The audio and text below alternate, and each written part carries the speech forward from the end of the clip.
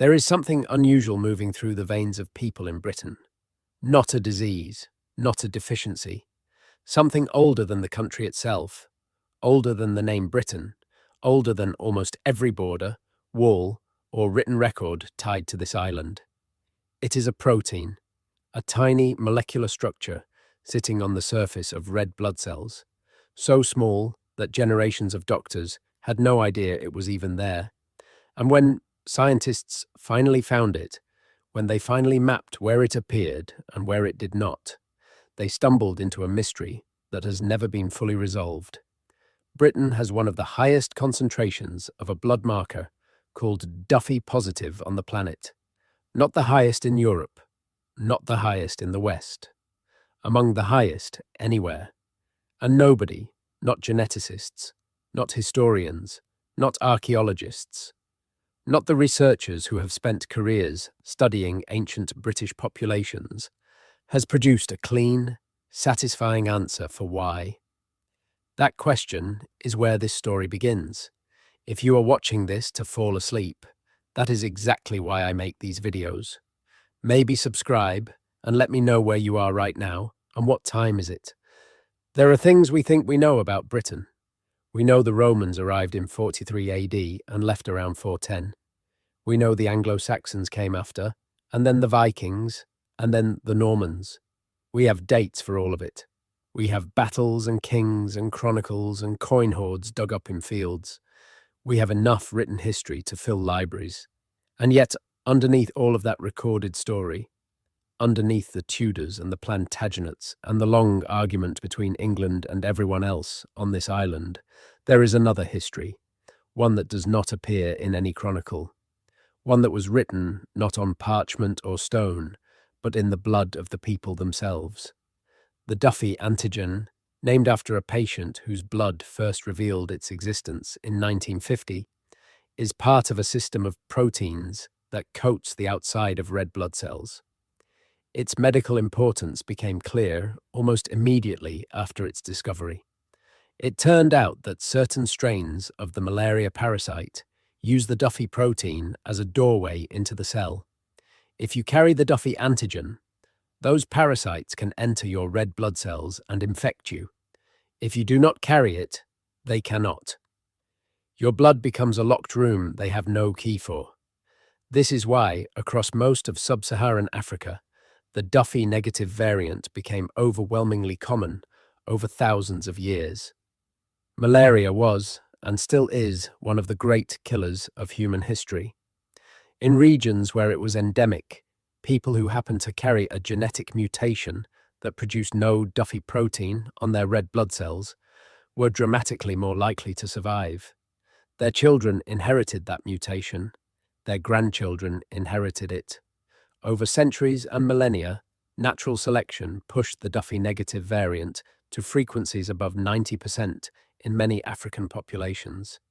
It is one of the clearest examples of evolution happening in real time, shaped by a pathogen so ancient it predates civilization. But Britain never had endemic malaria. Not the way West Africa did. Britain is a cold island at the edge of the North Atlantic. Its winters are long and grey. Its summers are mild at best.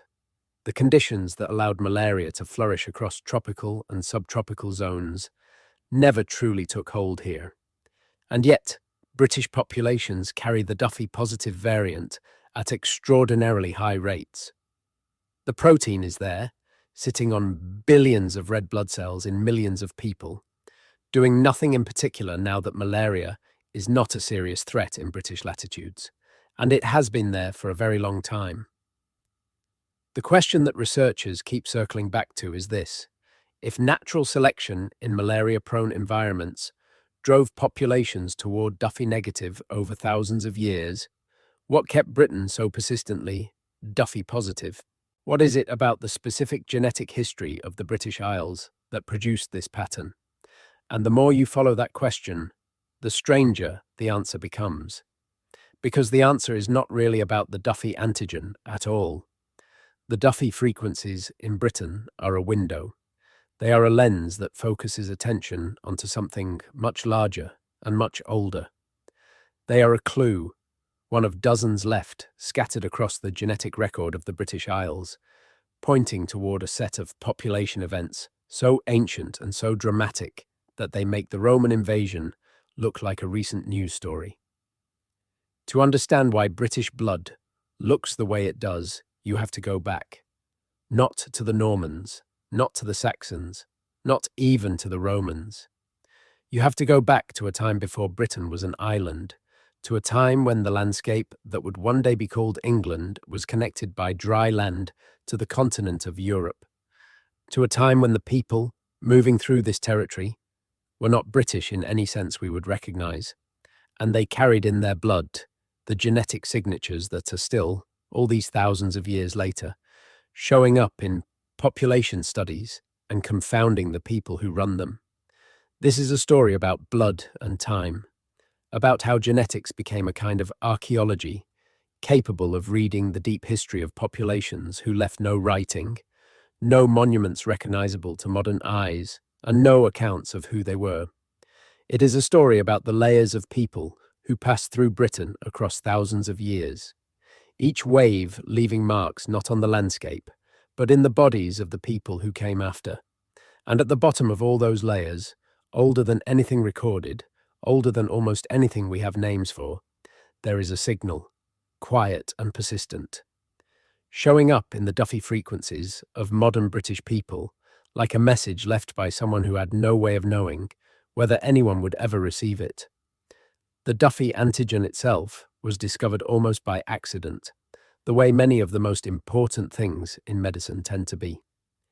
In 1950, a patient with haemophilia named Richard Duffy received a blood transfusion and developed an unexpected immune reaction. His blood began producing antibodies against something in the donated blood. When researchers investigated, they found that those antibodies were targeting a protein on the surface of red blood cells that had never been formally identified before. They named the new antigen after the patient whose reaction had revealed it. Richard Duffy never knew his blood would go on to open one of the stranger chapters in the history of human genetics. He was a patient in a hospital. He received a transfusion. His immune system responded the way immune systems sometimes do, by treating a foreign protein as an enemy. And in doing so, he inadvertently handed researchers a new piece of the puzzle of human biological variation. The Duffy blood group system, as it came to be known, was mapped out over the following decades. Researchers identified two main antigens, Phi-A and Phi-B, and discovered that people could carry both, one or neither. They found that the distribution of these variants followed geographic patterns that were striking enough to demand explanation. In Europe, the Duffy-positive variants were nearly universal. In East Asia, a slightly different pattern emerged, but the most dramatic signal came from Africa, where in many populations, the rate of Duffy negativity approached total saturation. Almost everyone was Duffy negative. And in certain island and isolated populations, particularly those with long, uninterrupted histories in specific regions, the positive variants appeared at rates that seemed to reflect ancient rather than recent population histories. Britain kept returning to the attention of researchers because the numbers were notable. When you map Duffy-positive frequencies across Europe, Britain sits at the high end. This is partly a European pattern overall, since all European populations tend to be predominantly Duffy-positive compared to populations from malaria endemic regions. But within Europe, there is variation, and British populations, particularly those from areas with the deepest indigenous ancestry, those areas in the west and north where genetic continuity with pre-agricultural populations tends to be higher, show Duffy-positive rates that reflect something ancient. Not a recent event, not a medieval migration. Something that was built into the genetic foundation of this island's population a very long time ago. To understand why that matters, you need to understand how the British Isles were populated in the first place. And that story begins with ice. The last glacial maximum, the period when ice sheets reached their furthest extent across the northern hemisphere, peaked roughly 20,000 years ago. At that point, Britain as we know it did not exist in any meaningful sense. The area that would become England was a frozen, windswept extension of the European continent, uninhabitable across most of its extent. The ice pushed south from Scotland and descended from Scandinavia. The North Sea was not a sea at all, but a vast plain of exposed land, cold and treeless, connecting what would become Britain to what would become Denmark and the Netherlands. People and animals moved freely across it. There was no channel, there was no sea, there was nothing to cross. The human populations that would eventually cede Britain were living in refugia, warmer pockets of southwestern Europe, where conditions allowed survival through the worst of the cold. The Iberian Peninsula, parts of France, the Mediterranean coast. These were not comfortable places by modern standards, but they were livable. Small bands of hunter-gatherers moved through them, following game, exploiting whatever plant resources survived the cold, living in ways that had sustained human communities for tens of thousands of years before the Ice Age and would continue to sustain them after it ended.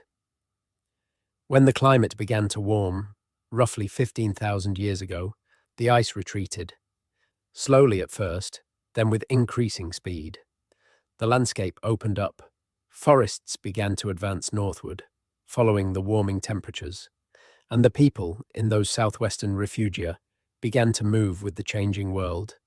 They followed the game, they followed the rivers, they spread northward and northwestward across the continent, colonizing land that had been locked under ice for thousands of years. And some of them, eventually, found their way onto what would become the British Isles. The earliest people to arrive in post-glacial Britain were not farmers. They were not metal workers. They were not anything that would make sense to someone thinking about ancient history in conventional terms. They were hunter-gatherers of the kind that had sustained human life across Europe for tens of thousands of years. They arrived carrying the genetic signatures of the southwestern refugia populations, including Duffy-positive variants at high frequencies, and they spread across the landscape of what would become Britain during a period when Britain was still connected to the continent. Before the English Channel formed, before the North Sea filled in, before the island identity that would define so much of subsequent history was even a geographic reality. The Channel formed around 8,000 years ago as rising sea levels from melting ice eventually broke through the land bridge connecting Britain to the continent. It was not a dramatic event in any single moment. It was a gradual process, a slow flooding of low-lying land that eventually separated the populations on either side. The people already living in Britain at the time of the separation became, in genetic terms, more isolated than they had been before. They continued to live and reproduce and pass their genes forward. They did not vanish. They did not transform. They persisted, and the genetic signatures they carried, including the Duffy-positive variants inherited from those original post-glacial colonizers, persisted with them. What happened next is where the story becomes complicated in ways that have kept researchers busy for decades. Britain did not remain isolated after the Channel formed. It received wave after wave of new populations, each arriving with their own genetic histories, their own Duffy frequencies, their own story written in molecules. The challenge for geneticists trying to understand modern British blood has always been to untangle these layers, to figure out which genetic signals trace back to which population event, and to understand how the mixing and replacement and continuity of different groups across thousands of years produced the pattern that exists today. The Neolithic transition, the arrival of farming in Britain around 6,000 years ago, brought a major influx of new people from the continent. These were not the descendants of the post-glacial hunter-gatherers who had colonized Britain after the ice retreated. They were farmers moving northwestward out of Anatolia and across Europe, carrying with them the agricultural package of crops and domesticated animals and pottery and a way of life that would transform every landscape it touched. When they arrived in Britain, they did not simply teach the existing population to farm. The genetic evidence suggests something more dramatic. The hunter-gatherer populations who had lived in Britain for thousands of years were largely replaced. Not in every place, and not immediately, but across most of the island over the course of perhaps 1,000 years, the genetic signature of the original inhabitants was overwhelmed by the incoming farming populations. And yet, the Duffy-positive pattern persisted through this transition, because the incoming farmers were also Duffy-positive. They came from populations that had spent their evolutionary history in regions where malaria was either absent or not, the dominant selective pressure it was in tropical Africa. Their Duffy frequencies reflected that history. So when the Neolithic farmers replaced or absorbed the existing hunter-gatherer populations in Britain, the Duffy-positive signal did not disappear. It was reinforced, carried forward now, not by one ancient population, but by two different groups, whose independent histories had nonetheless converged on the same basic blood type pattern. This reinforcement through successive migrations is part of what makes the British Duffy pattern so persistent. Each time a new population arrived, as long as they came from the European or Near Eastern genetic background, they were also predominantly Duffy-positive. The Viking settlers who arrived in the north and east of England carried Duffy-positive variants from Scandinavian populations. The Norman aristocracy, who arrived after 1066, carried Duffy-positive variants from northwestern French populations. Even the Romans, who came from a Mediterranean population and who brought with them soldiers from across the empire, did not significantly dilute the Duffy-positive pattern, because European and Near Eastern populations shared this characteristic. The one major source of population influx that might have introduced Duffy-negative variants was the transatlantic slave trade, which brought large numbers of people from sub-Saharan Africa to Britain and its colonies from the 16th century onward. In the United States, where the mixing of European and African populations occurred on a massive scale over several centuries, Duffy-negative frequencies in the general population are notably higher than in most European countries. Britain experienced a smaller version of this process. The African diaspora community in Britain carries Duffy-negative variants at high rates, reflecting the genetic history of the West African populations from which most were descended. But in the broader British population genetics picture, this influx, while significant historically and culturally, was not large enough to dramatically alter the overall Duffy-positive pattern that had been building for thousands of years. So the Duffy situation in Britain reflects, at its core, a deep history of population building. Layer upon layer of people arriving from European and Near Eastern backgrounds, each adding their Duffy-positive genetic contribution to a pattern that had been established by the very first humans to colonize the island after the ice retreated. It is a genetic palimpsest, a document written and rewritten, but always in the same basic script. And reading that script carefully reveals things about British prehistory that no written record could ever tell us. The science that made this reading possible is ancient DNA analysis, one of the most consequential developments in archaeology of the past 2 decades. For most of human history, our only way of learning about ancient populations was through the physical objects they left behind. Tools, pottery, burial customs, architecture. These things tell us a great deal, but they cannot tell us directly about the biological identities of the people who made them. A pot does not carry DNA. A flint blade does not tell you whether the person who made it was genetically continuous with the person who made the previous generation of blades, or whether they were a newcomer from a different population who had simply adopted a similar style. Ancient DNA analysis changed this by extracting genetic material from ancient bones and teeth. Often from individuals who had been dead for thousands of years, researchers could for the first time read the actual biological record of past populations. They could determine whether people buried in the same cemetery were closely related, They could identify migrants and indigenous people within the same community. They could trace population movements across centuries and millennia with a precision that no previous archaeological method had achieved. And what they found when they turned these tools on the genetic history of Britain was a story far more turbulent and dramatic than anyone had expected. The most dramatic discovery to come out of ancient DNA research on British prehistory is also the one that took the longest to fully absorb. Around 4,500 years ago, something happened in Britain that has no parallel in the written record because it occurred long before writing existed on this island. A population that had been resident for well over 1,000 years, the descendants of the Neolithic farmers who had built Stonehenge and the great megalithic monuments scattered across the landscape, was replaced. Not gradually, not through slow intermarriage and cultural blending, but rapidly and overwhelmingly by a new group of people arriving from the continent.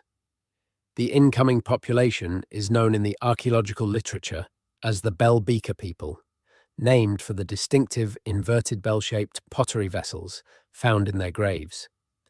They arrived in Britain carrying a genetic signature that was entirely different from the Neolithic farmers who preceded them. Their ancestry traced back not to the Anatolian farmers who had brought agriculture to Western Europe, but to the Pontic steppe, the vast grassland expanse north of the Black and Caspian seas, where a population known as the Yamnaya had developed a way of life built around herding, horses, and wheeled wagons.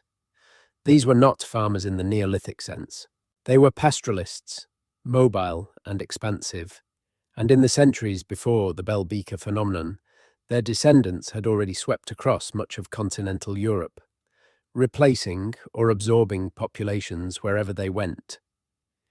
When the Bell Beaker culture arrived in Britain, something close to a population replacement occurred. Within the span of perhaps 2 or 3 centuries, the genetic signature of the Neolithic farmers who had inhabited Britain for 1,000 years dropped from near total dominance to near total absence. The Bell Beaker people, with their steppe ancestry and their distinctive burial customs and their bronze metalwork, became the dominant population on the island. Their DNA flooded the British genetic pool, and with it came the particular Duffy-Positive pattern characteristic of the steppe-derived populations of Bronze Age Europe. The speed and completeness of this replacement has shocked researchers. Normally, population replacements leave blended signals. Even in cases of significant migration and cultural disruption, some genetic continuity survives. A proportion of the older population persists in the genetic record, their signal diluted but visible. In Britain, during the Bell Beaker transition, the signal of the preceding Neolithic population almost vanishes. Estimates vary, but some researchers have suggested that the transition involved a replacement of 90% or more of the existing British population within just a few generations. This is not a gradual process of cultural adoption or slow demographic change. It is something far more abrupt, something that raises uncomfortable questions about what exactly happened during those 2 or 3 centuries of transition. We do not know whether that replacement involved violence on a large scale. The archaeological record does not provide clear evidence of mass conflict, though the Bell Beaker people were certainly capable of organized warfare. What we know is the outcome.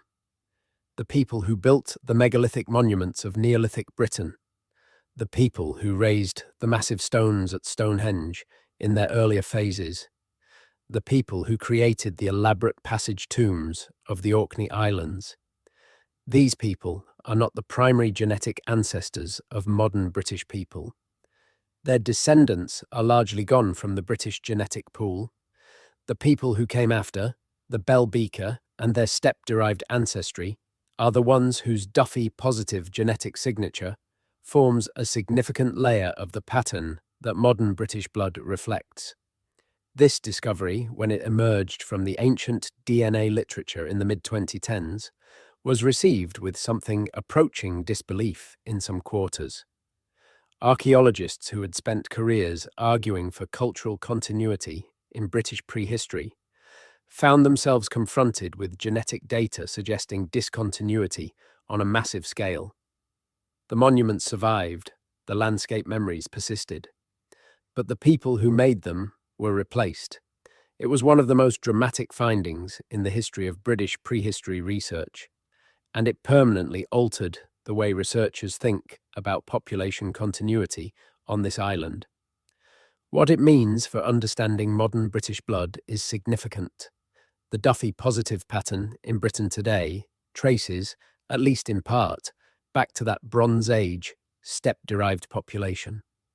The Yamnaya and their Bell Beaker descendants were a population from the Eurasian grasslands, genetically distant from the Neolithic farmers they replaced, but sharing with them the Duffy-Positive characteristic that reflects a common evolutionary history in regions where malaria was not the dominant selective pressure.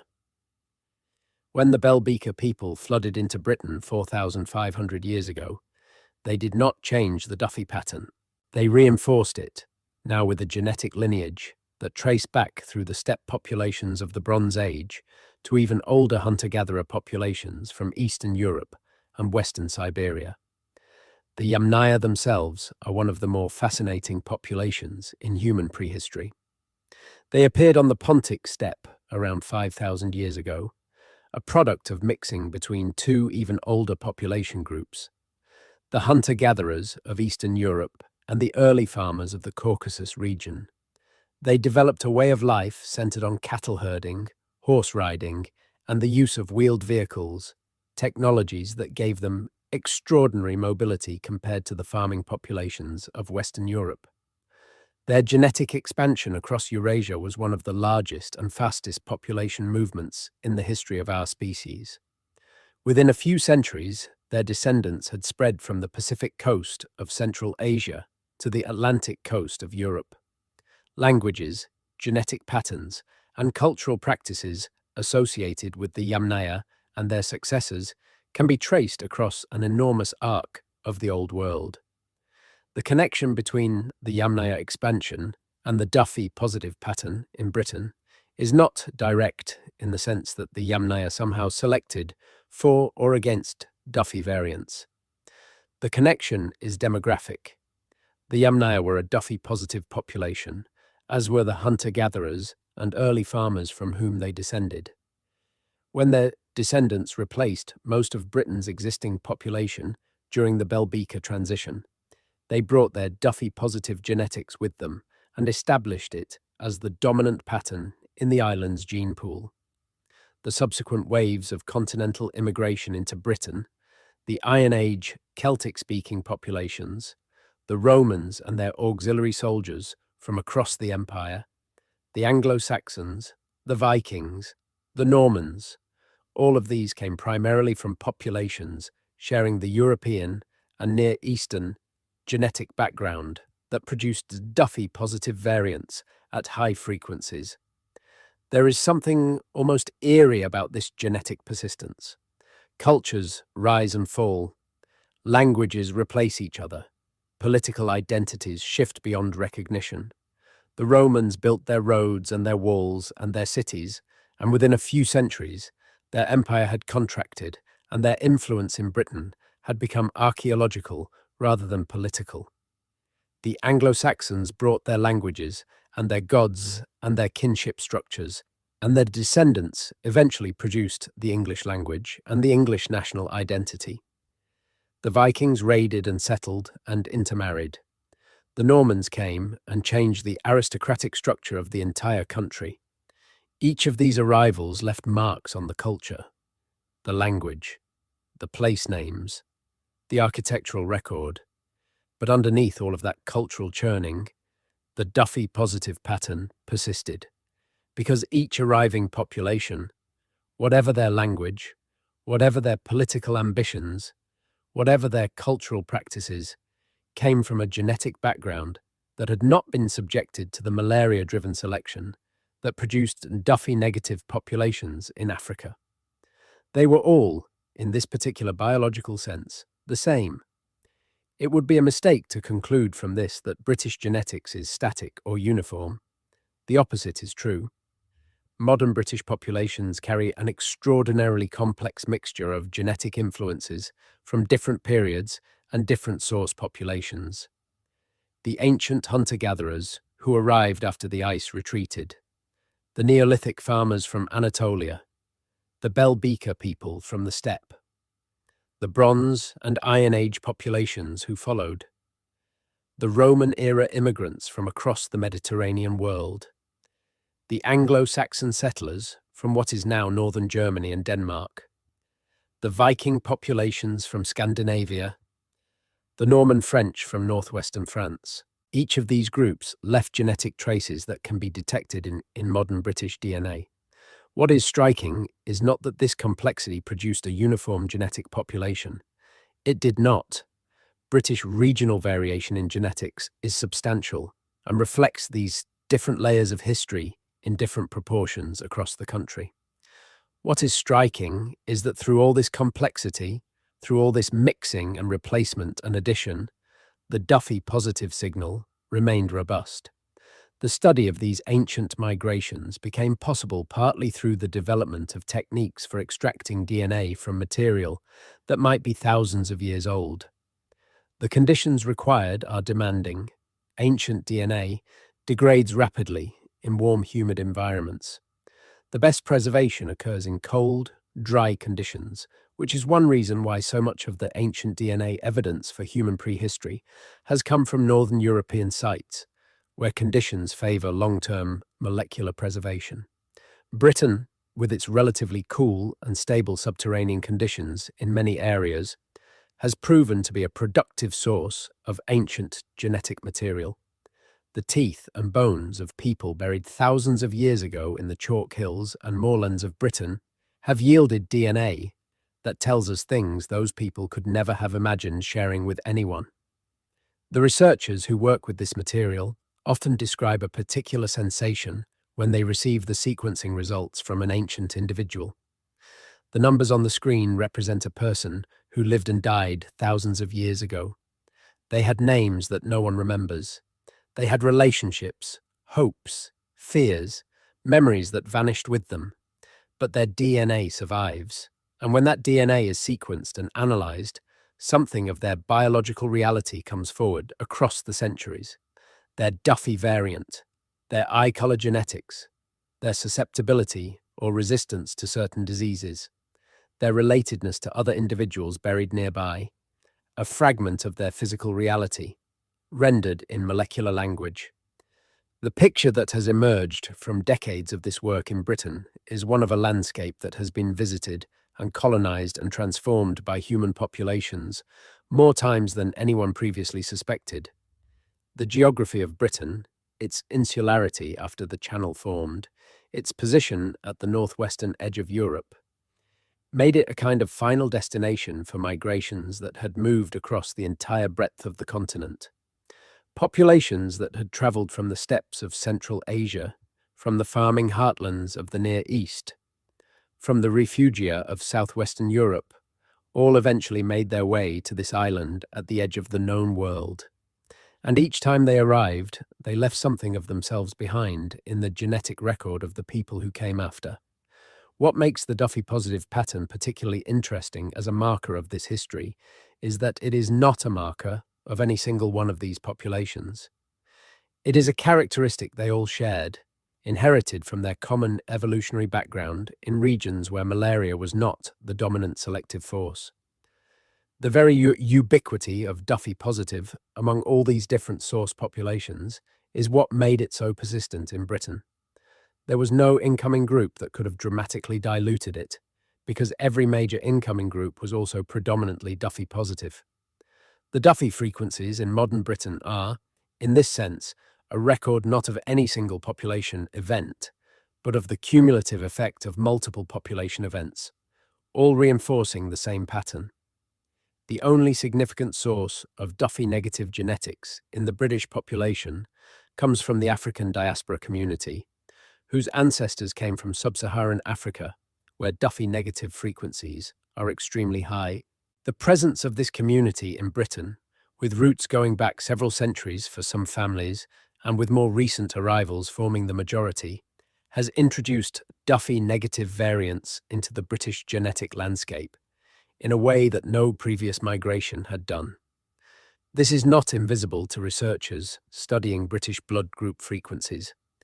When the African British population is included in broad surveys of British genetics, the Duffy-negative frequency in those datasets is higher than in studies focusing only on populations with the deepest indigenous British ancestry. This is not a mystery. It is a direct reflection of the recent demographic history of Britain, a country that maintained connections to West Africa through the slave trade and subsequent immigration for several centuries. Understanding this context matters because it prevents a naive reading of the Duffy data. The high Duffy-positive frequency in Britain is not a sign that the British population is genetically uniform or genetically isolated. It is a sign that the populations contributing most to the long-term genetic base of this island all came from the same broad genetic background, one that reflected thousands of years of evolution in non-malarial environments. The diversity of British genetics is enormous and reflects an extraordinary depth of history. But that history happened to pull consistently from the same pool of Duffy-positive source populations, and the result, this anomalously high Duffy-positive rate, is written into the blood of millions of people living in Britain today. Written there by a process that began long before any of them, long before anyone living on this island had any name for what they were or where they came from. Before Rome arrived, before any written account of Britain existed, there were people here with names and stories that have been lost completely. The Iron Age populations of Britain, the people the Romans encountered when they arrived in 55 BC, were the product of thousands of years of prior mixing and settlement. Caesar described them in his accounts of his campaigns, but his descriptions were filtered through Roman cultural assumptions about the nature of barbarian peoples. He was not interested in their genetics. He was interested in their military capacity and their political organization. The genetic picture of Iron Age Britain has had to be reconstructed from the bones and teeth of people who never knew anyone called Caesar and whose own names will never be recovered. What that reconstruction shows is a population that was already complex. The Iron Age people of Britain were not a single unified group. They spoke related but different Celtic languages. They practiced different regional customs. They maintained trade connections with the continent that brought in goods and, inevitably, some genetic influence from across the Channel. But their genetic core traced back to the Belgica transformation of the Bronze Age, with its steppe-derived ancestry sitting atop the remnants of earlier Neolithic and hunter-gatherer populations. The Duffy-positive pattern that had been established in those earlier periods remained dominant in the Iron Age population. It would continue to remain dominant through the Roman period, through the Anglo-Saxon settlement, through the Viking Age, and into the medieval period that would eventually produce the records from which conventional history begins. When the Romans arrived on the shores of Britain, they brought with them a world. Not just soldiers and administrators and engineers, but the full diversity of an empire that stretched from Scotland to Syria, from the Rhine to the Sahara. The legions that garrisoned Hadrian's Wall and the frontier forts of the north were not staffed exclusively by Italians or even primarily by people from the Italian peninsula. They were staffed by auxiliaries recruited from across the empire: Syrian archers, North African cavalry, Batavian infantry from what is now the Netherlands, soldiers from the Danubian provinces, from Gaul, from the Iberian Peninsula. The Roman army in Britain was one of the most ethnically diverse institutions to set foot on this island until the 20th century, and it left traces in the genetic record that researchers are still working to fully map and understand. The Duffy implications of Roman-era immigration into Britain are complex. Most of the populations from which Roman auxiliaries were recruited were Duffy-positive, as expected for European and Near Eastern peoples. But some of the North African auxiliaries would have come from populations that included Duffy-negative individuals, depending on which part of North Africa they were drawn from. Populations from the Saharan and sub-Saharan fringes of North Africa would have carried higher Duffy-negative frequencies than populations from the Mediterranean coastal cities. Whether the particular individuals who served in Britain were carriers of Duffy-negative variants is something that can only be resolved by analysing their ancient DNA, and researchers are gradually making progress on exactly this kind of question. What has already been found is striking. Ancient DNA analysis from Roman-era cemeteries in Britain has revealed individuals with genetic ancestry clearly traceable to North Africa and the Middle East.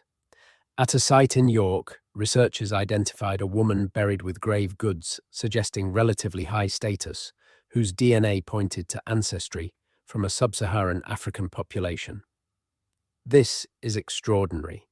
It means that in the city of Eboracum, as the Romans called York in the 2nd or 3rd century AD, there were people walking the streets whose family origins lay in the deepest parts of Africa. This was not a recent colonial city. This was a Roman garrison town on the northern edge of the known world, and yet its population included individuals whose genetic backgrounds spanned the entire breadth of the empire and beyond. The presence of these individuals does not dramatically alter the Duffy-positive pattern in modern British populations. Because the Roman period was relatively brief in demographic terms, and because the Romano-British population merged back into a predominantly indigenous British genetic pattern after the legions withdrew. But it does illustrate something important about the nature of Britain's genetic history. This island has never been a closed system. Its geographic position at the edge of Europe did not make it isolated. It made it a destination, a final point of arrival for people moving along trade routes and military networks that connected it to the wider world. The genetic diversity introduced during the Roman period, however small its long-term demographic impact, was real, and it included people whose blood carried Duffy variants that reflected genetic histories very different from the predominantly European lineages of the island's majority population. There is another aspect of the Roman period in Britain that connects directly to the Duffy question, and it is one that most people never think about. The Romans may have introduced malaria into Britain, or at least they may have expanded its reach. Malaria is not native to cold, damp, northern islands in the way it is native to tropical and subtropical regions. But Britain, particularly its southern and eastern lowlands, is not as inhospitable to malaria as its reputation might suggest.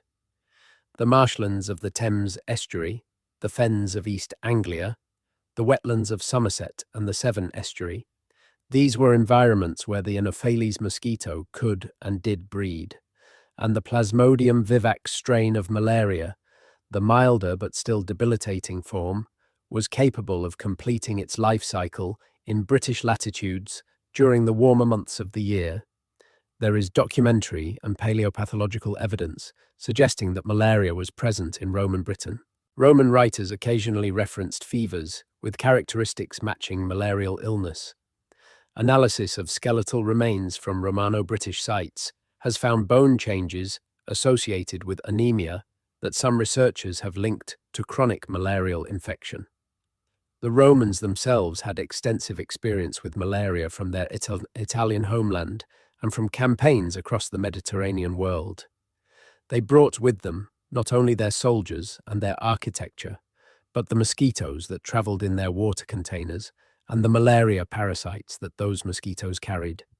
The significance of this for the Duffy story is subtle, but real. If malaria was genuinely more prevalent in Roman Britain than it had been in the preceding period, this would have created, for the first time in Britain, a selective environment where Duffy-negative individuals had a survival advantage. The question is whether this pressure was sustained long enough and intense enough to shift Duffy frequencies in the population. The answer, based on what we see in modern British genetics, appears to be no. The malaria exposure in Roman Britain was real, but probably not intense enough or prolonged enough to significantly increase Duffy-negative frequencies in a population that started from a near-universal Duffy-positive baseline. Shifting population frequencies through natural selection requires many generations of consistent, selective pressure. The Roman period in Britain lasted roughly 3.5 centuries. In evolutionary terms, that is not very long. After Rome withdrew from Britain in the early 5th century, the island entered a period of profound transformation. The political and administrative structures of the Roman province collapsed. The economy changed. The towns that had been the centers of Roman life contracted or were abandoned. And from across the North Sea, new populations began to move onto the island. The Anglo-Saxon migration, or settlement, or invasion, depending on which interpretation you favor, is one of the most debated events in British historical studies. For centuries, the question of how much of the indigenous Romano-British population survived the Anglo-Saxon period and how much was replaced or displaced by the incoming settlers was argued primarily on the basis of linguistic and documentary evidence. The dominance of Old English over the preceding Celtic languages, the almost complete absence of Celtic loanwords in the earliest English texts, suggested to some researchers a wholesale population replacement similar in scale to the Bell-Beaker transition of the Bronze Age. Others argued for continuity. They pointed to the survival of Celtic languages in the western peripheries of Britain, to the persistence of some Romano-British place names, to the difficulties of imagining any mechanism by which the existing population of an island could be entirely displaced by immigrants crossing the North Sea in small boats. The debate was largely unresolvable from the available sources. And then ancient DNA arrived. What the ancient DNA evidence shows for the Anglo-Saxon period is, once again, more complex and more dramatic than either the complete replacement model or the complete continuity model would predict. In the areas of England that experienced the densest Anglo-Saxon settlement, the East and the Midlands and the South, the genetic contribution of Anglo-Saxon immigrants was substantial. Some studies have suggested that in these areas, the ancestral contribution of Anglo-Saxon-era immigrants to the modern English gene pool is somewhere between 20 and 40%. This is significant. It represents a major demographic event. The Anglo-Saxons were not simply an elite takeover in which a small ruling class adopted a new culture. They were a genuine mass migration that left a significant biological mark on the English population. But the evidence also shows that substantial proportions of the existing population survived. The Romano-British genetic signature did not disappear. It was diluted by incoming Anglo-Saxon ancestry in some areas more than others, but it persisted as a major component of the English genetic mixture. In the areas of Western England, Wales, and other regions where Anglo-Saxon settlement was lighter, the continuity of indigenous British ancestry is even more pronounced.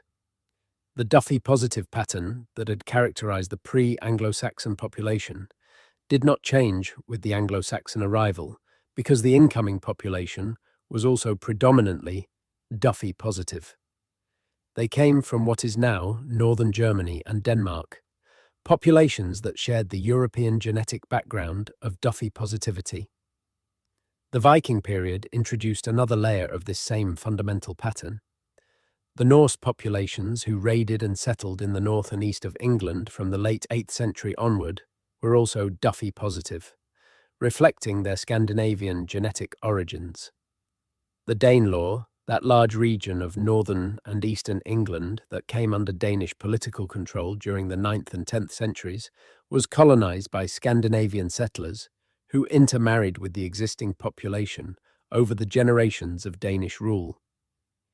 Their genetic contribution to the modern English population, like the Anglo-Saxon contribution before it, reflects a Duffy-positive background. adding yet another layer of Duffy-positive ancestry to a pattern that had already been reinforced multiple times across thousands of years. It would be tempting to conclude from all of this that the Duffy-positive status of Britain is simply a reflection of the Duffy-positive status of all the populations that contributed to it, and that there is nothing particularly mysterious about it.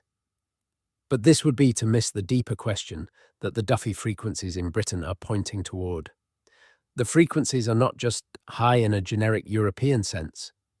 They reflect something about the specific combination of source populations and the specific history of mixing and replacement on this island that produced a baseline even higher than in some neighboring countries.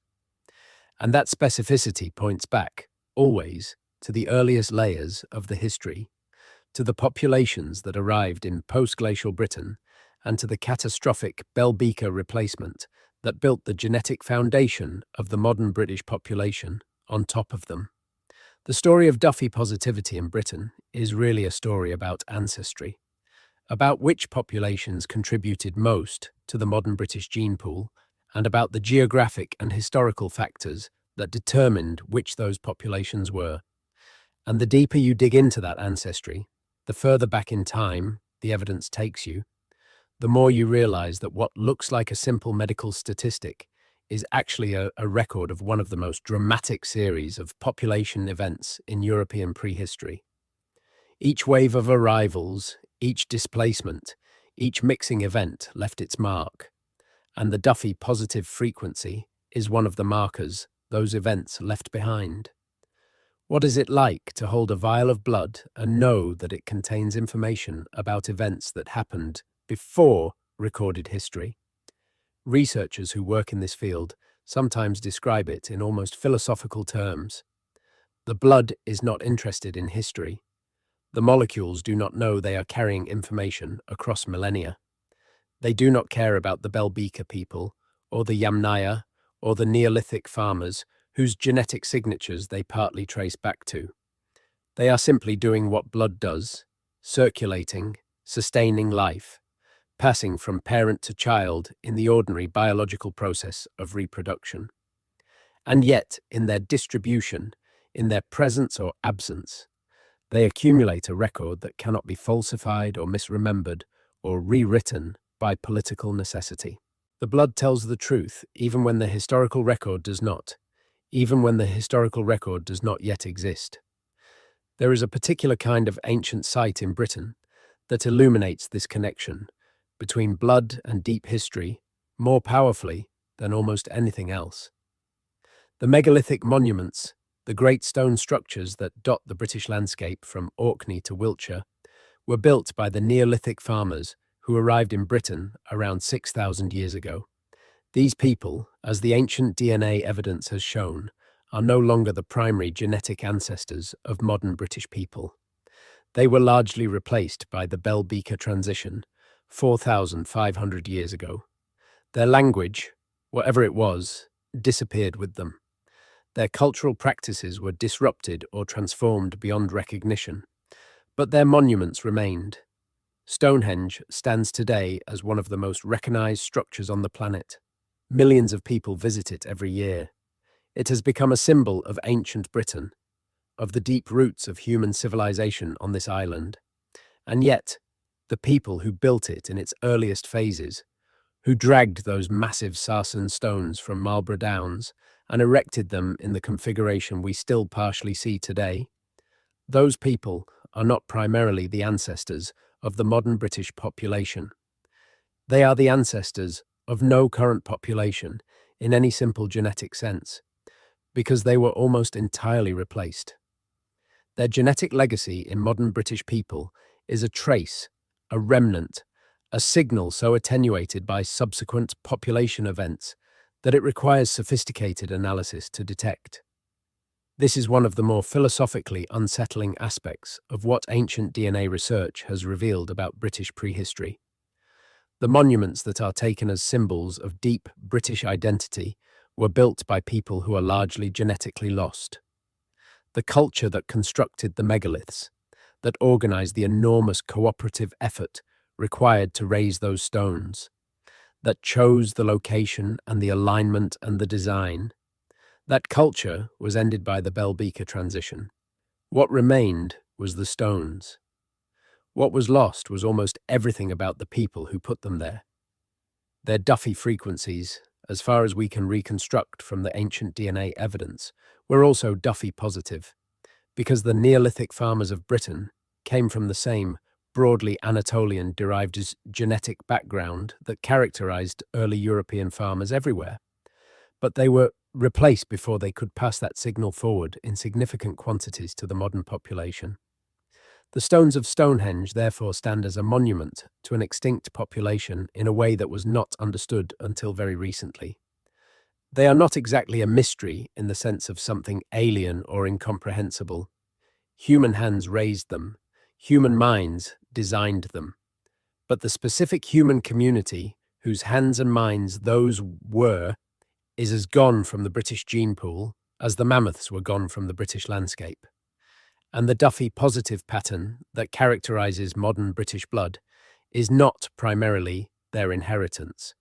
It is the inheritance of the people who came after, the people who displaced them, the people who looked at those stones and presumably wondered, as people have wondered ever since, who put them there and why. This layering of populations, each leaving traces in the blood of subsequent generations, each contributing to the complex tapestry that modern genomic studies are only now beginning to fully map, is what makes the Duffy question in Britain not just a medical curiosity, but a genuine window into deep time. To ask why Britain has such high Duffy-positive frequencies is to ask about the entire history of human settlement on this island. It is to follow the genetic thread back through Anglo-Saxon and Viking and Roman and Iron Age and Bronze Age and Neolithic populations until you reach the hunter-gatherers who arrived when the ice retreated and who carry, in their DNA, the ultimate origin of the pattern that persists today. The word indigenous is used in many contexts and carries many different political and emotional valences. But in the strictly genetic sense, the most indigenous component of modern British genetics traces back to those post-glacial hunter-gatherers. Not to the Saxons, not to the Romans, not even to the Neolithic farmers. The deepest genetic roots of the British population go back to the hunter-gatherers who colonized this island when it was still connected to the continent, perhaps 12 or 15,000 years ago. These people left descendants who survived in attenuated form through all the subsequent population upheavals. The Neolithic farming transition diluted their genetic signal, but did not eliminate it. The Bell-Beaker replacement diluted it further. But traces of that original post-glacial ancestry can still be detected in modern British DNA, particularly in the Celtic-speaking peripheries of the island, where subsequent migrations had less demographic impact. And those original post-glacial colonizers were Duffy-positive.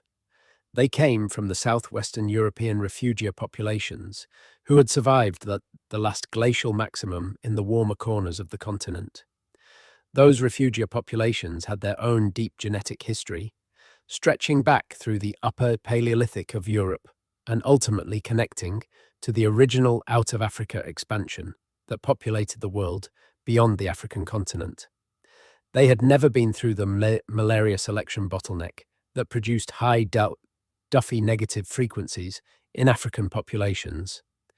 They were, in the relevant sense, deeply and consistently Duffy-positive, and that original signal, reinforced by every subsequent population that arrived in Britain with the same fundamental genetic background, is what still shows up in the surveys and the blood type registries and the population genetic studies that document the extraordinary Duffy-positive rates of modern Britain.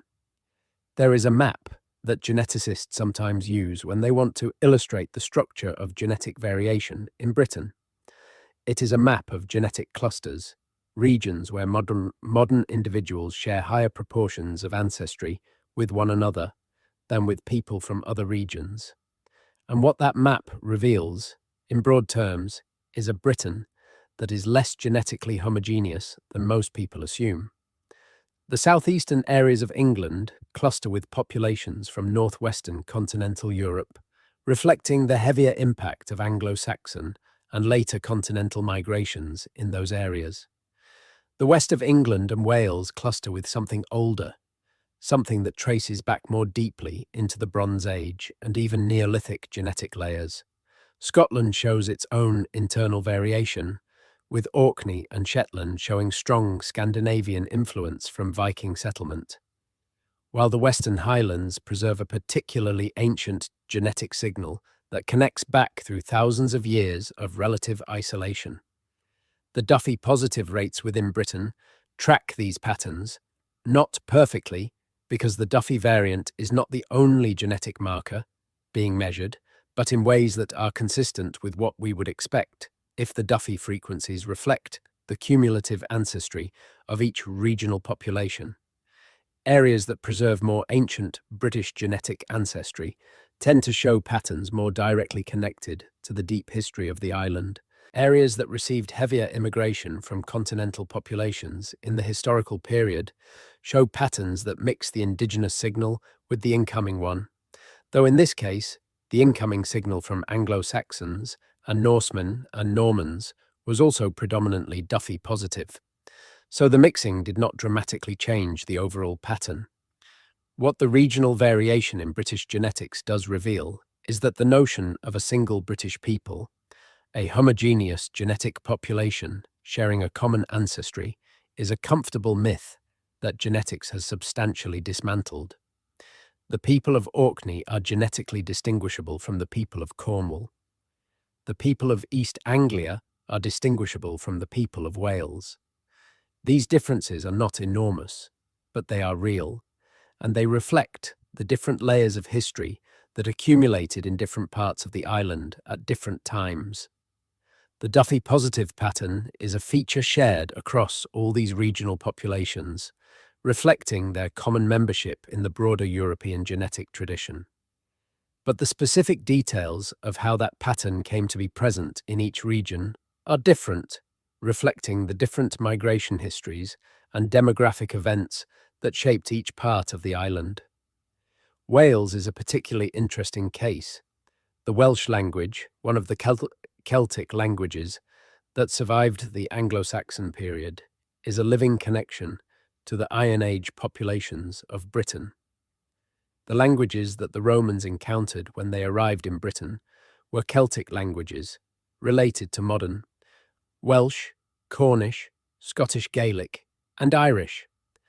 These languages were largely replaced in England during the Anglo-Saxon period, but they survived in the areas of Western and Northern Britain, where Anglo-Saxon settlement was lighter or where indigenous populations maintained cultural and political continuity through the early medieval period. Modern Welsh is the direct descendant of the Brittonic Celtic language spoken throughout much of Britain before the Roman conquest. The genetic patterns in Wales reflect this linguistic continuity. Welsh populations show higher proportions of the ancient British genetic ancestry that traces back through the Iron Age and Bronze Age populations, with less dilution from the Anglo-Saxon and subsequent continental migrations that reshaped the genetics of most of England. This does not mean Welsh people are unchanged since the Iron Age. They are not. Their ancestry also reflects the Bell-Beaker transition of the Bronze Age and the Neolithic farming ancestry that preceded it. But the relative continuity of the Welsh genetic pattern, compared to the more thoroughly mixed English pattern, makes Wales a particularly informative window into what the genetic baseline of pre-Roman Britain looked like. This matters for understanding the Duffy situation, because the populations that show the strongest signal of deep British indigenous ancestry are also the populations most directly descended from the groups that first established the Duffy-positive pattern in Britain. The post-glacial colonizers, whose genetics form the deepest layer of the British genetic record, left their strongest traces in the areas that subsequently received the least outside immigration. Wales, parts of Scotland, parts of Cornwall and Devon. These areas preserved more of that original signal through the accidents of geography and history that limited the demographic impact of each successive wave of migration, and they preserved with it the Duffy-positive pattern that those original colonizers carried from the southwestern European refugia. Scotland's genetic history is in some ways even more complex than England's. The political history of Scotland was shaped by the union with England in 1707, but the genetic history goes back far longer than any political boundary. Ancient Scotland was home to a people known as the Picts, one of the more mysterious populations of early British history.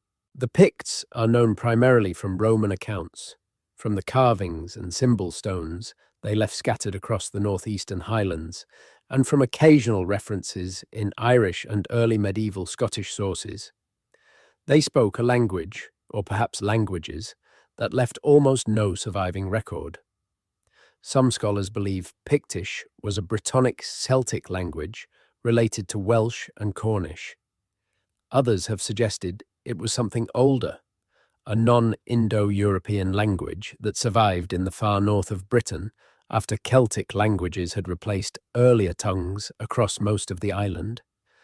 The genetic evidence for the Picts is still being assembled as researchers identify and analyze ancient DNA from Pictish-era burials. What has emerged so far suggests that the Pictish population was genetically continuous with the broader Iron Age and Bronze Age populations of Britain, with the Bell-Beaker ancestry that had transformed the island's gene pool sitting on top of older Neolithic layers. They were not a separate genetic group in any dramatic sense.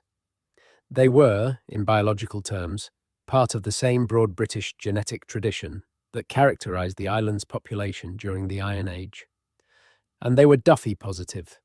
The Viking impact on Scotland was real and genetically significant, particularly in Orkney and the other northern isles where Norse settlement was intensive enough to almost completely replace the indigenous population in some areas.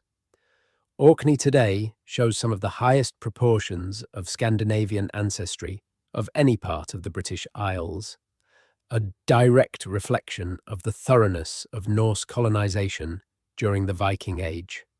And yet even in Orkney, the genetic pattern remains Duffy-positive, because the Norse settlers were also Duffy-positive populations whose origins lay in Scandinavia rather than in the malarial regions of the world. The Scottish Gaelic-speaking communities of the Western Highlands and the Hebrides present a different picture.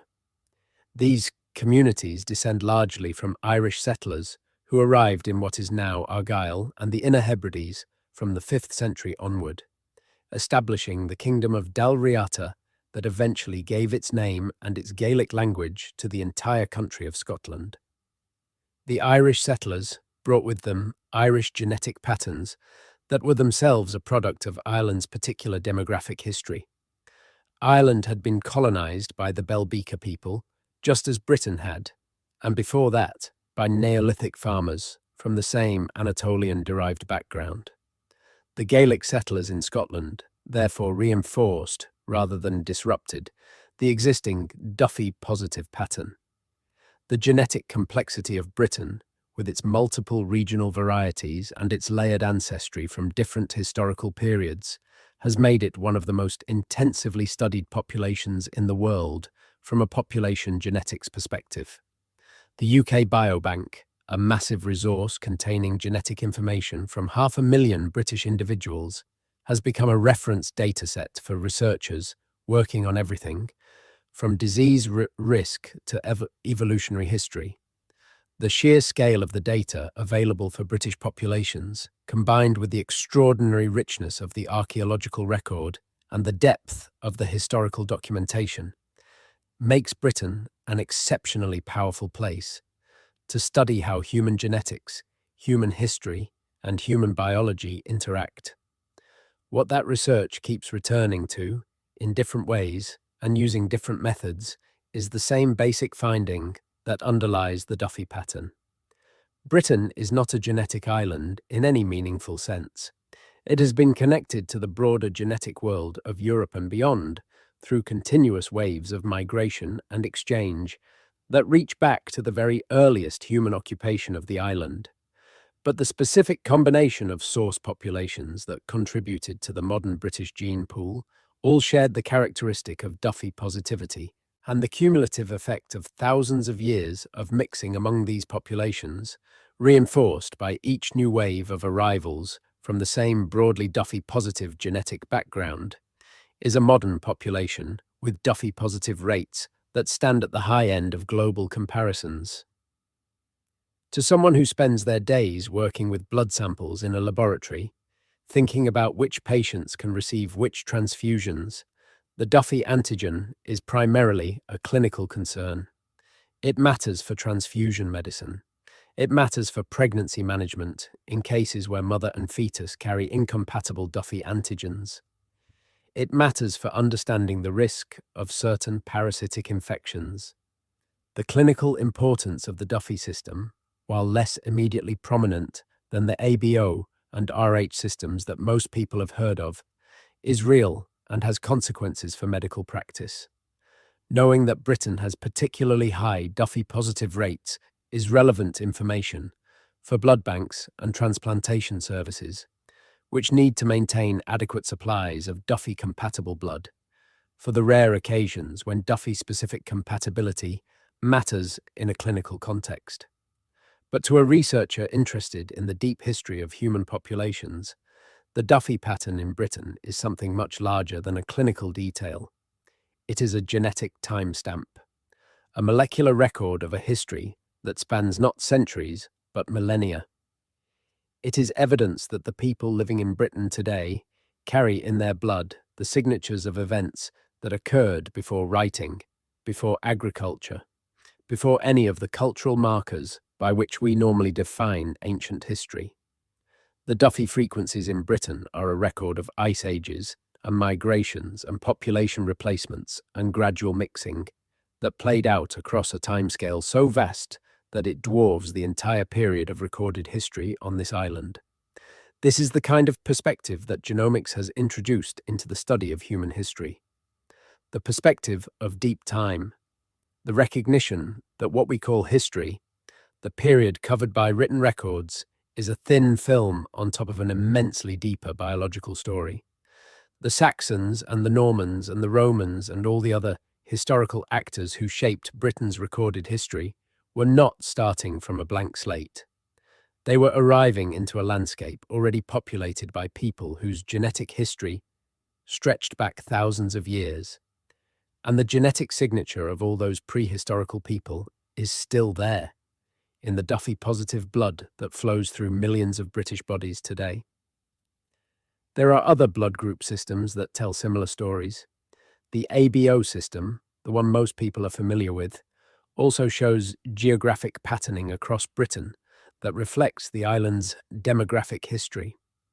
The RH system, which determines whether someone is positive or negative in the way most people understand blood typing, shows its own patterns of ancient ancestry and more recent migration.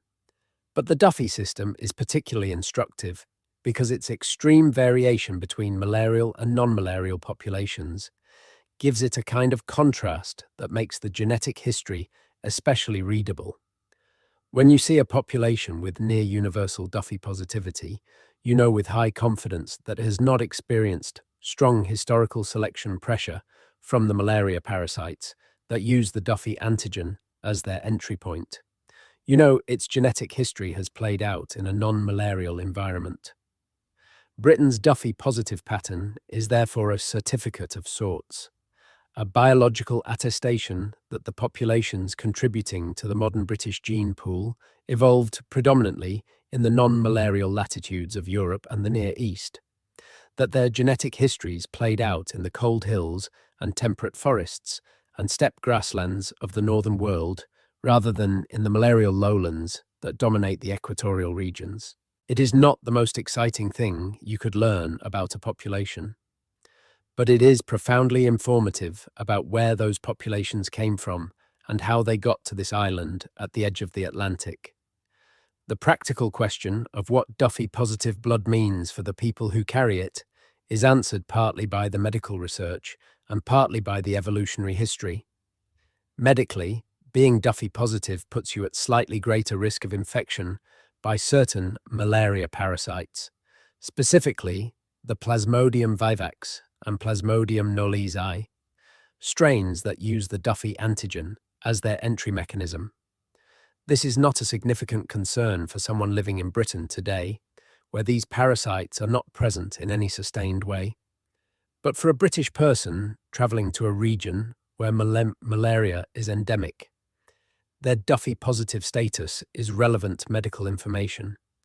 They do not have the protection against Plasmodium vivax infection that is enjoyed by people with Duffy-negative blood. Their red blood cells are accessible to a parasite that will find no entry point in a Duffy-negative person's blood. This is a peculiar kind of vulnerability, one that most British people will never encounter in their daily lives, but that becomes real the moment they travel to certain parts of the world. The evolutionary history that shaped their blood type, playing out over thousands of years in the non-malarial environments of Northern Europe, left them without a defense against a disease that their distant cousins in sub-Saharan Africa spent millennia evolving resistance to. The very fact that their ancestors did not face intense malaria selection pressure is now, in a world connected by air travel and immigration, a potential liability in certain contexts. This irony is not unique to the Duffy system. Many genetic variants that were neutral or advantageous in the environments where they evolved have become medically relevant in new contexts, as human populations have moved and mixed and carried their ancient genetic adaptations into environments they were never designed for. The Duffy situation simply illustrates the principle with a new, unusual clarity, because the selective pressure that produced Duffy-negative populations was geographically so restricted and so intense that its effects are immediately visible in the data. You can see in the Duffy frequencies of modern populations exactly where malaria has been a sustained evolutionary force and exactly where it has not. Britain sits clearly on the non-malarial side of that divide, and its Duffy-positive rates reflect exactly that. The question of what blood type means for human identity is one that science has answered in a narrow technical sense, while leaving the deeper cultural and philosophical dimensions almost entirely open. Blood has carried symbolic weight in human cultures for as long as there is any record of human thought about such things. The ancient Greeks theorized that blood was one of the four humours governing human health and personality. Medieval European cultures embedded blood symbolism into ideas about lineage, nobility, and the transmission of virtues from parent to child.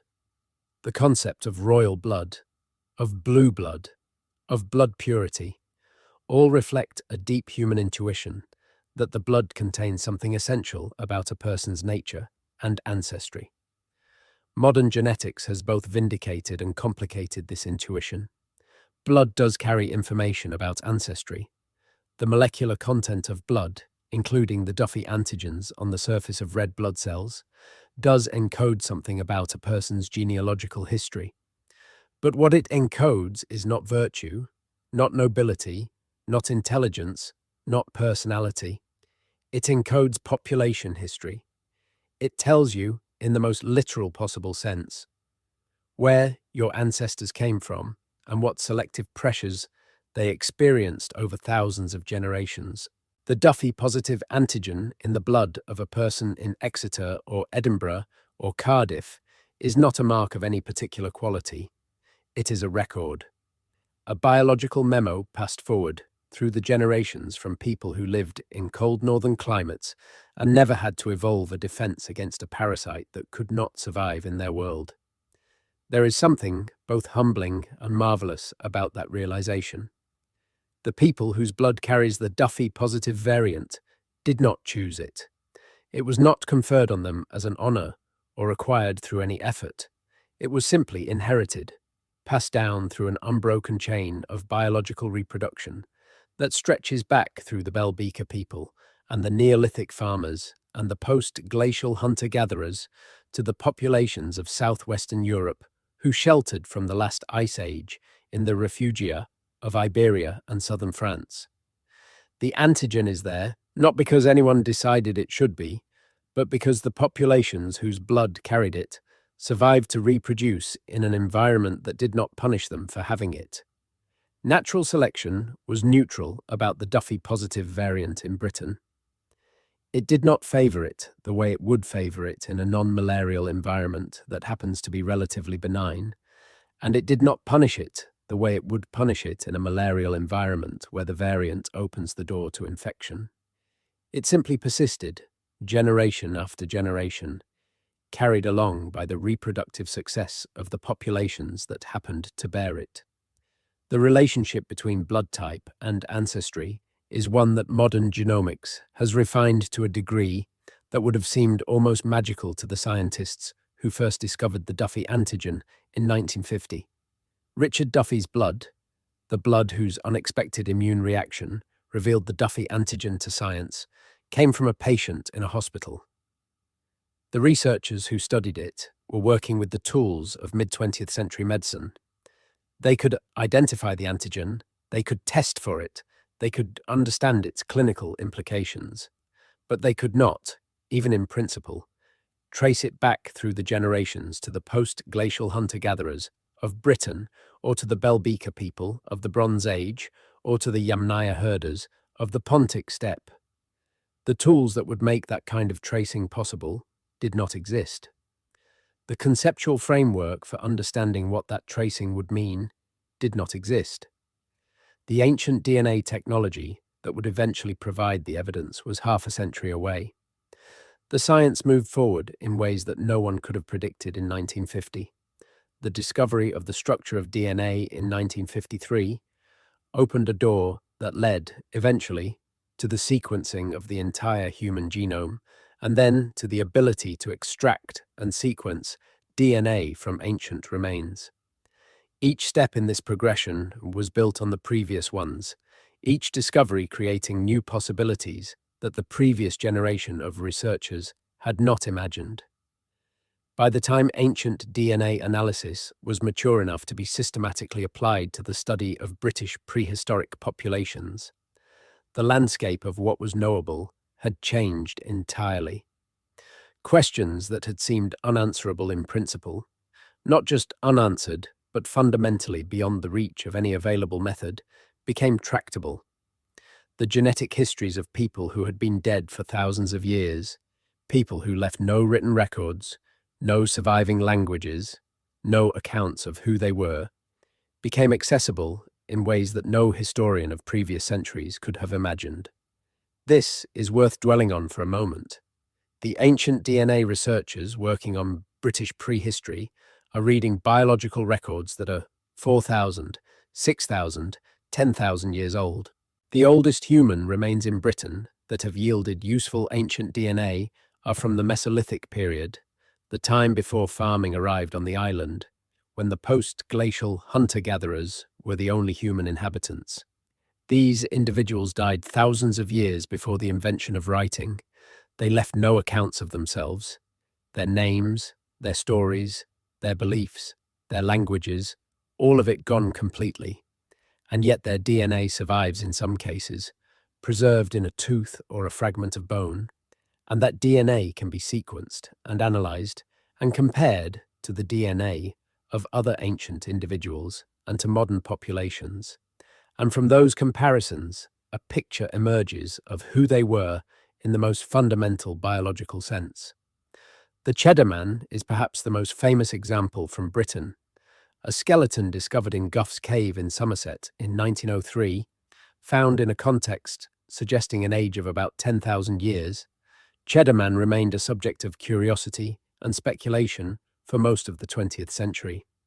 In 2018, a team of researchers extracted ancient DNA from his skull and produced the first detailed analysis of his genetic profile. The results were striking. Cheddar Man had dark skin, dark curly hair, and blue eyes. He was genetically much more closely related to populations from the Middle East than to the modern English population that lives near where his remains were found.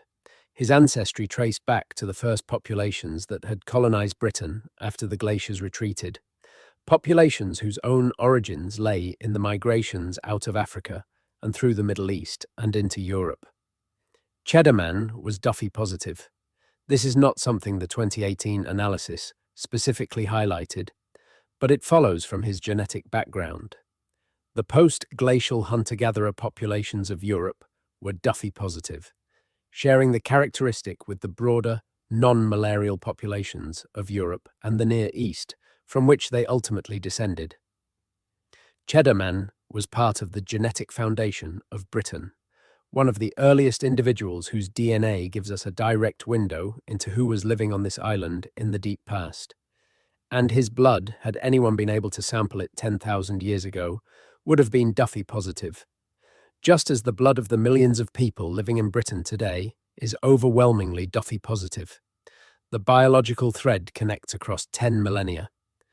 There is a famous story, perhaps apocryphal but widely repeated, that when researchers from University College London analysed Cheddar Man's DNA, they found that a local history teacher in Cheddar had a significant genetic connection to the ancient individual. The teacher, Adrian Target, lived and worked in the same Somerset town where the 10,000-year-old skeleton had been found. His DNA, when compared to the ancient profile, showed a detectable degree of shared ancestry. This does not mean the local teacher was a direct descendant in any simple genealogical sense. After 10,000 years and countless generations of mixing and reproduction, the relationship between any modern individual and a specific Mesolithic ancestor is vanishingly diffuse. But it does illustrate the persistence of genetic signals across enormous spans of time. The post-glacial hunter-gatherers of Somerset are not entirely gone from the genetic landscape. They persisted, diluted but not erased, through all the subsequent population changes, leaving traces that can be detected in the modern inhabitants of the very places where they once lived. This is the context in which the Duffy-positive pattern of Britain takes its full meaning. It is not just a medical statistic about a blood group antigen. It is evidence of a biological thread that runs from the earliest human inhabitants of this island to the present day. Each generation passed it forward to the next. Each wave of immigration reinforced rather than diminished it, because each incoming wave of population came from the same broadly Duffy-positive genetic background. The result is a modern population in Britain that carries in its blood the accumulated biological history of over 10,000 years of human habitation on this island. The question of what other ancient populations contributed to the genetic record of Britain, populations less well understood than the Neolithic farmers or the Bell Beaker people, is one that is still being actively investigated. The Mesolithic hunter-gatherers who preceded the Neolithic farmers are represented in the genetic record by only a handful of ancient individuals.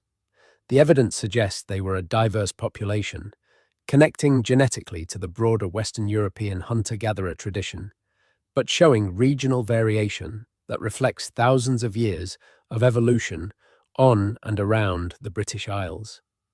The full picture of their genetic diversity and of how it was incorporated into or displaced by the incoming Neolithic population has not yet been fully worked out. There are other populations whose contributions to the British genetic record are incompletely understood. The late Neolithic population of Britain shows signs of genetic change in the period just before the Bell Beaker transition, suggesting that there may have been migrations and mixings in the centuries immediately preceding the dramatic Bell Beaker replacement that have not yet been fully characterized. The Iron Age population of Britain was itself the product of processes not entirely clear, involving the spread of Celtic languages and associated cultures across the island in a way that may or may not have been accompanied by significant population movement. These are questions that ongoing ancient DNA research is actively working to answer, and the picture will become clearer as more ancient individuals are analysed and more data accumulates. But even with all the uncertainty that remains, the broad outline is clear enough to support some confident conclusions.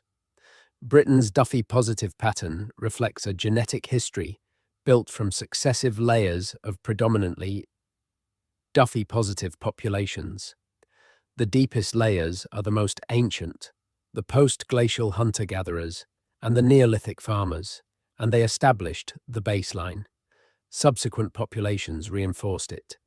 The Bell Beaker people brought it with them from the steppe. The Iron Age Celtic speakers maintained it. The Romans and the Anglo-Saxons and the Vikings and the Normans each added their Duffy-positive genetic contribution. And the result is a modern population in Britain where Duffy-positive rates sit at the high end of global comparisons, not because of any recent event or any particular British uniqueness, but because of the deep history of which populations contributed to the making of the modern British gene pool. The discovery that human population history is far more turbulent and discontinuous than previously imagined is one of the most significant contributions that ancient DNA research has made to our understanding of ourselves. The people who built Stonehenge were largely replaced by the people who came after them. The Celtic-speaking populations of Iron Age Britain were substantially displaced in the areas of England that became Anglo-Saxon territory.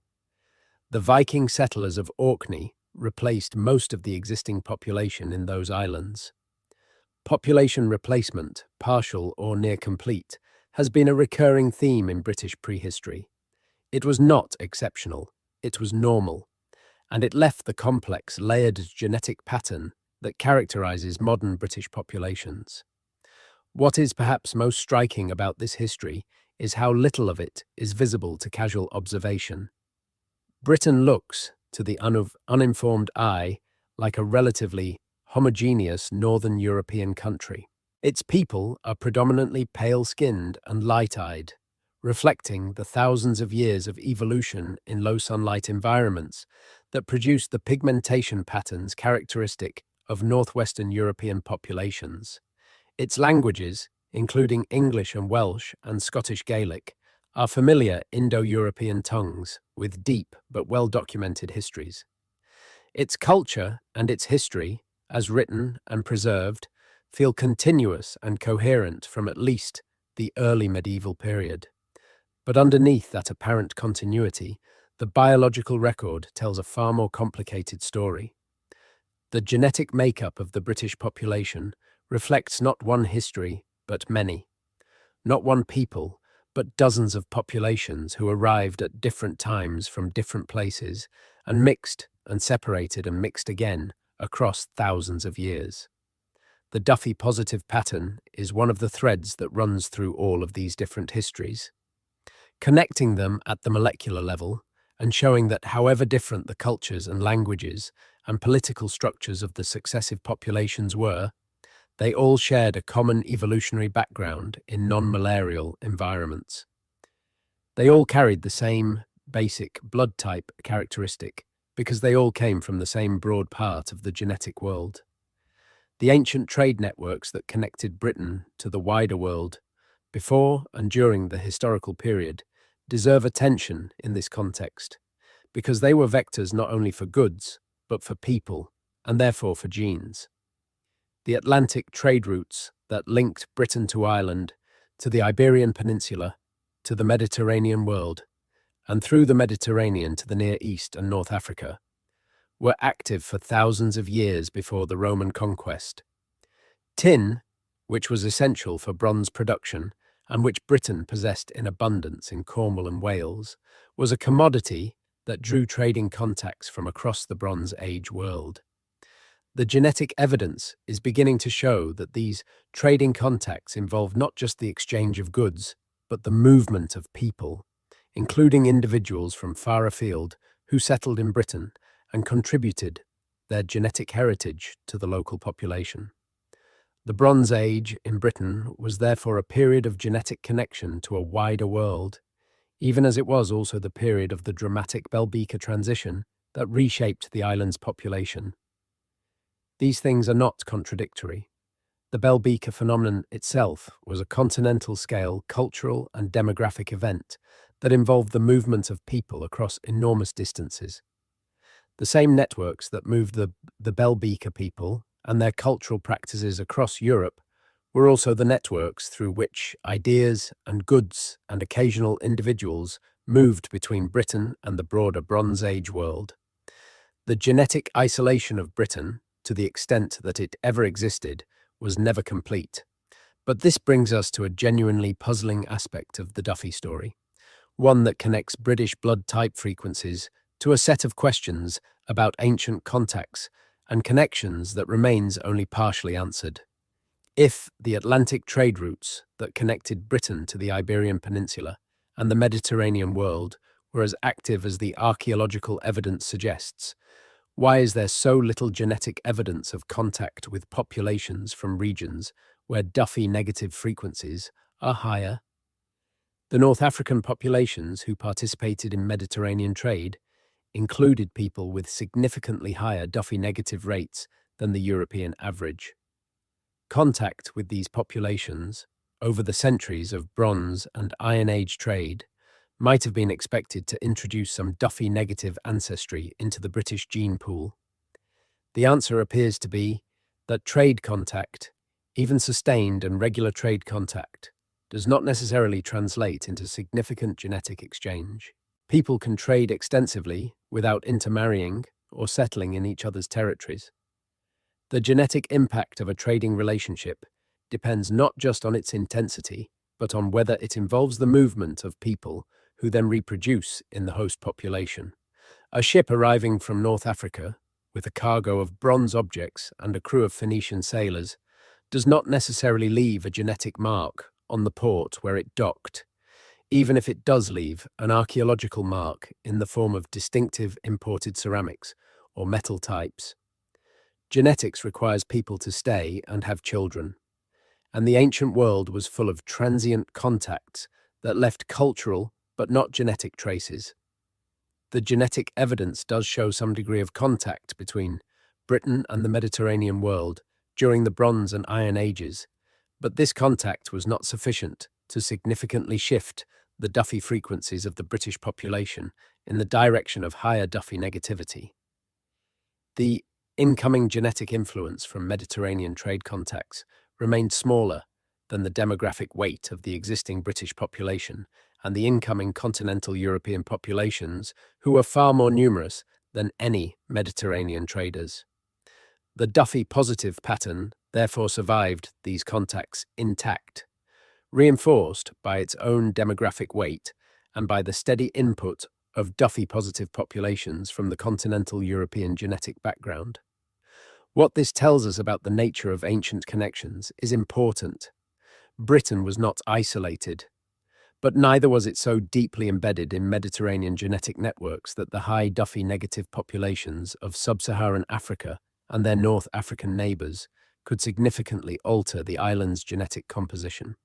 The British Isles sat at the end of one set of networks, the Atlantic and North Sea networks that connected them to other predominantly Duffy-positive populations, and at the far edge of another set of networks, the Mediterranean networks that connected the known ancient world to regions where Duffy-negative populations were common. The first set of networks had far greater demographic impact, and the Duffy-positive pattern in modern Britain reflects that demographic reality. There is a ward in a hospital somewhere in Britain tonight where a patient is waiting for a blood transfusion. The blood that will be prepared for them has been tested not only for ABO and Rh compatibility, but for a range of other antigens, including, in appropriate clinical circumstances, the Duffy antigens. The hospital blood bank will have supplies of blood that has been characterized for Duffy status, ready to be matched to patients who have developed Duffy-specific antibodies or who require Duffy-compatible blood for other clinical reasons. This is routine medicine in modern Britain. It has been routine for decades. And yet, the Duffy-positive blood sitting in those refrigerated storage units contains a history that the technicians processing it probably never think about and that the patient receiving it certainly does not know. The clinical management of Duffy incompatibility is most relevant in a few specific situations. Individuals who receive multiple blood transfusions over the course of treatment for conditions like sickle cell disease or thalassemia can develop antibodies against a range of blood group antigens, including Duffy antigens, if they receive blood that is mismatched for these systems. This is called alloimmunization, and it can make subsequent transfusions increasingly difficult to manage as the patient's immune system reacts against a growing list of antigens it recognizes as foreign. In these patients, finding compatible blood becomes a complex puzzle that requires detailed antigen matching across multiple blood group systems simultaneously. The Duffy system is one of the pieces of that puzzle. The populations most affected by sickle cell disease and thalassemia are populations from sub-Saharan Africa, the Mediterranean, and the Middle East, the same populations that carry higher frequencies of Duffy-negative blood. When a patient of West African descent with sickle cell disease living in Britain requires a transfusion, they may need blood that matches not only their ABO and Rh type, but their Duffy type as well. If they are Duffy negative, they ideally need Duffy negative blood for transfusions to minimize the risk of alloimmunization. And Duffy negative blood, in Britain's predominantly Duffy-positive blood supply, is a relatively rare resource. This creates a practical challenge for blood services in countries like Britain, where the patient population includes significant communities of sub-Saharan African descent, but where the donor population remains predominantly Duffy-positive. The British Blood Services have worked to address this challenge through targeted donor recruitment campaigns in African descent communities, encouraging people from these backgrounds to donate blood so that the supply of Duffy-negative blood can meet the clinical demand from patients who need it. The demographic reality of Britain's high Duffy-positive rate, a product of thousands of years of genetic history, creates a specific gap in the blood supply that must be actively managed. This is not an abstract problem. It is a practical clinical issue with real consequences for real patients. The history encoded in British blood type frequencies, a history of post-glacial colonization and Bronze Age population, replacement and Viking settlement, and all the other demographic events that produced modern Britain's genetic makeup, plays out in the blood bank every day. The ancient evolutionary pressures that produced Duffy-negative blood in Africa and Duffy-positive blood in Europe are directly relevant to the management of transfusion medicine in a 21st century, multicultural Britain. The deep past and the clinical present are connected in ways that are easy to overlook, but impossible to fully disentangle. This connection between ancient genetics and modern medicine is one of the more thought-provoking aspects of the blood group story. The genetic diversity of human populations, shaped over thousands of years by evolutionary pressures that have nothing to do with modern medicine, creates challenges and opportunities for contemporary healthcare that require active management. The Duffy situation in Britain is one example. The different frequencies of sickle cell variants in different populations is another. The varying responses to certain drugs across populations with different histories of exposure to the relevant compounds is another. Modern medicine increasingly needs to grapple with the reality that human populations are not genetically homogeneous and that the genetic variation between populations reflects deep evolutionary histories that have medical as well as anthropological significance. The global comparison puts Britain's Duffy-positive rates into a perspective that makes their significance clear. In most of sub-Saharan Africa, Duffy-negative frequencies approach or exceed 90% of the population. In the malarial belt that stretches across much of tropical and subtropical Africa, the selective pressure from Plasmodium vivax and related parasites has been intense enough and sustained enough over thousands of generations to push Duffy-negative frequencies to these extraordinary levels. This is one of the clearest examples of natural selection acting on a human population that we know of, and its consequences are visible in the blood type distribution of literally hundreds of millions of people today.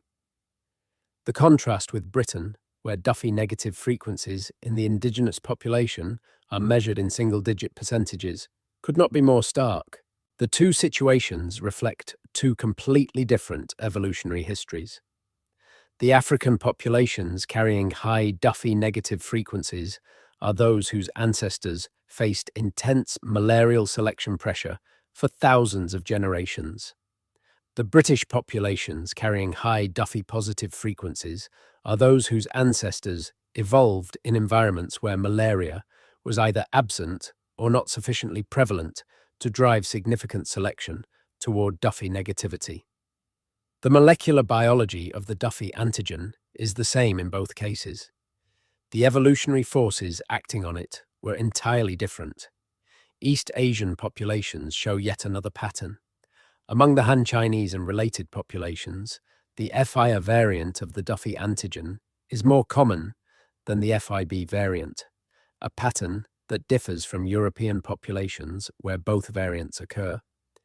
The reasons for this geographic distribution reflect the specific migration history of Asian populations and the evolutionary pressures they experienced, which were different again from both the African and European situations.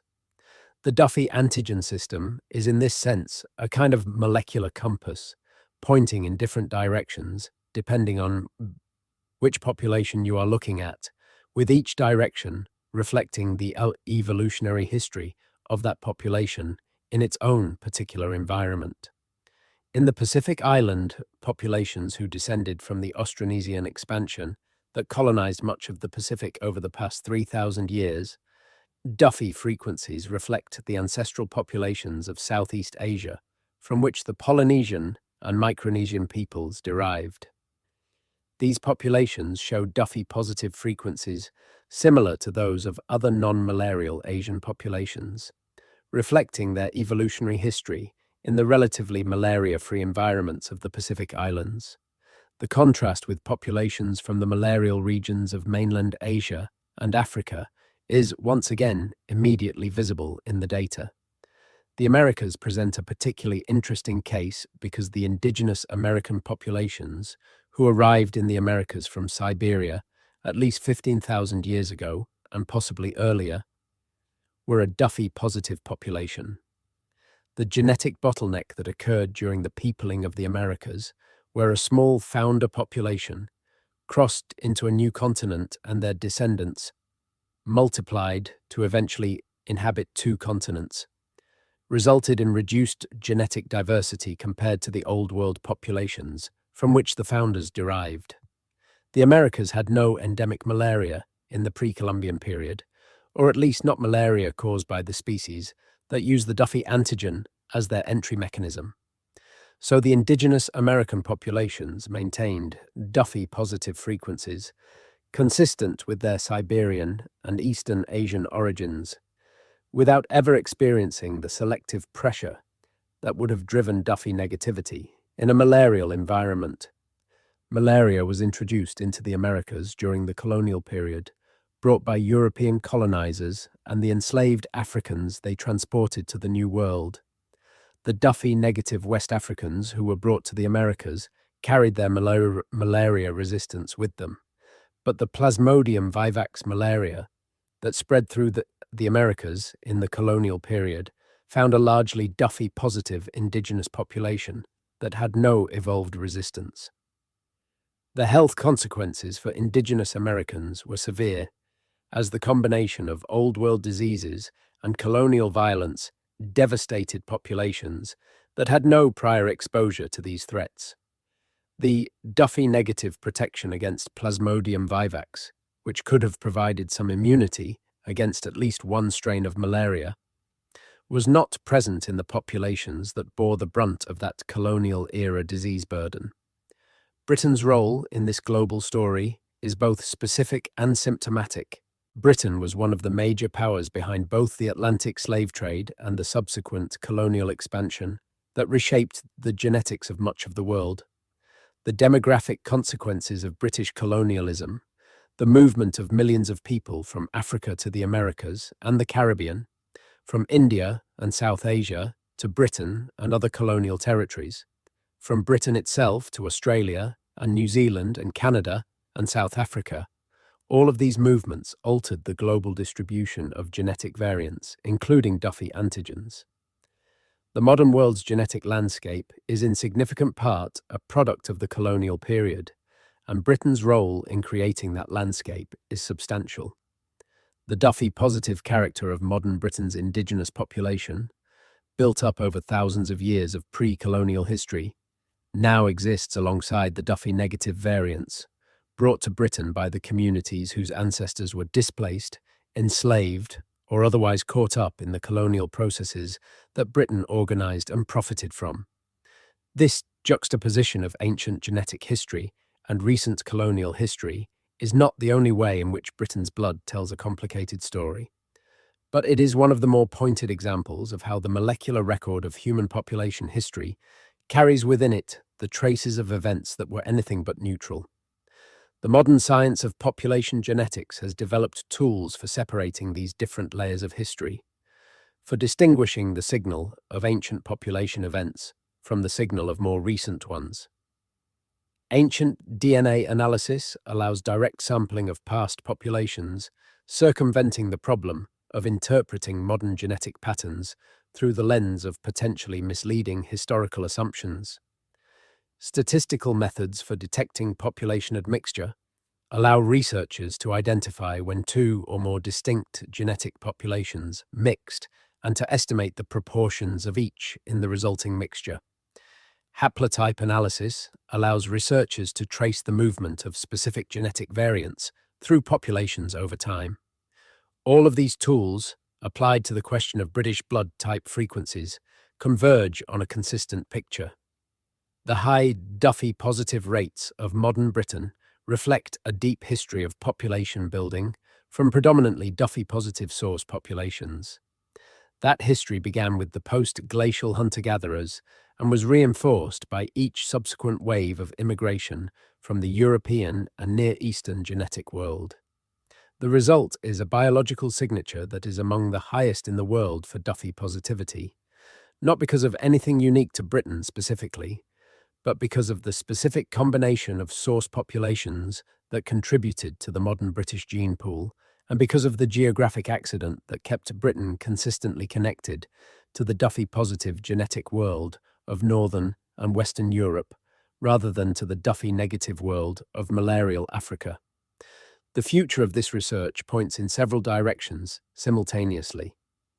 More ancient DNA analysis from British prehistoric sites will continue to refine the picture of how the island's genetic makeup was assembled over time. The UK Biobank's ongoing expansion and the analysis of its data will generate more detailed maps of genetic variation across modern Britain, revealing regional patterns that reflect the different migration histories of different parts of the island. Improved methods for ancient DNA extraction may make it possible to recover genetic information from skeletal remains that are currently too degraded to yield usable material, extending the genetic timeline further back into British prehistory. Clinical research on the Duffy antigen will continue to refine our understanding of its medical significance beyond its role in blood transfusion compatibility. The connection between Duffy antigen expression and susceptibility to certain infections, and the possibility that Duffy status may influence outcomes in other clinical contexts, are areas where research is still developing.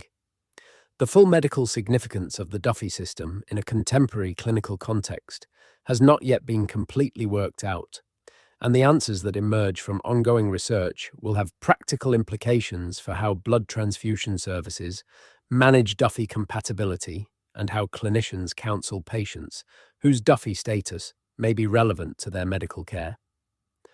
But perhaps the most significant direction for future research is the one that connects the specific story of Duffy positivity in Britain to the broader question of what human genetic variation means for our understanding of ourselves.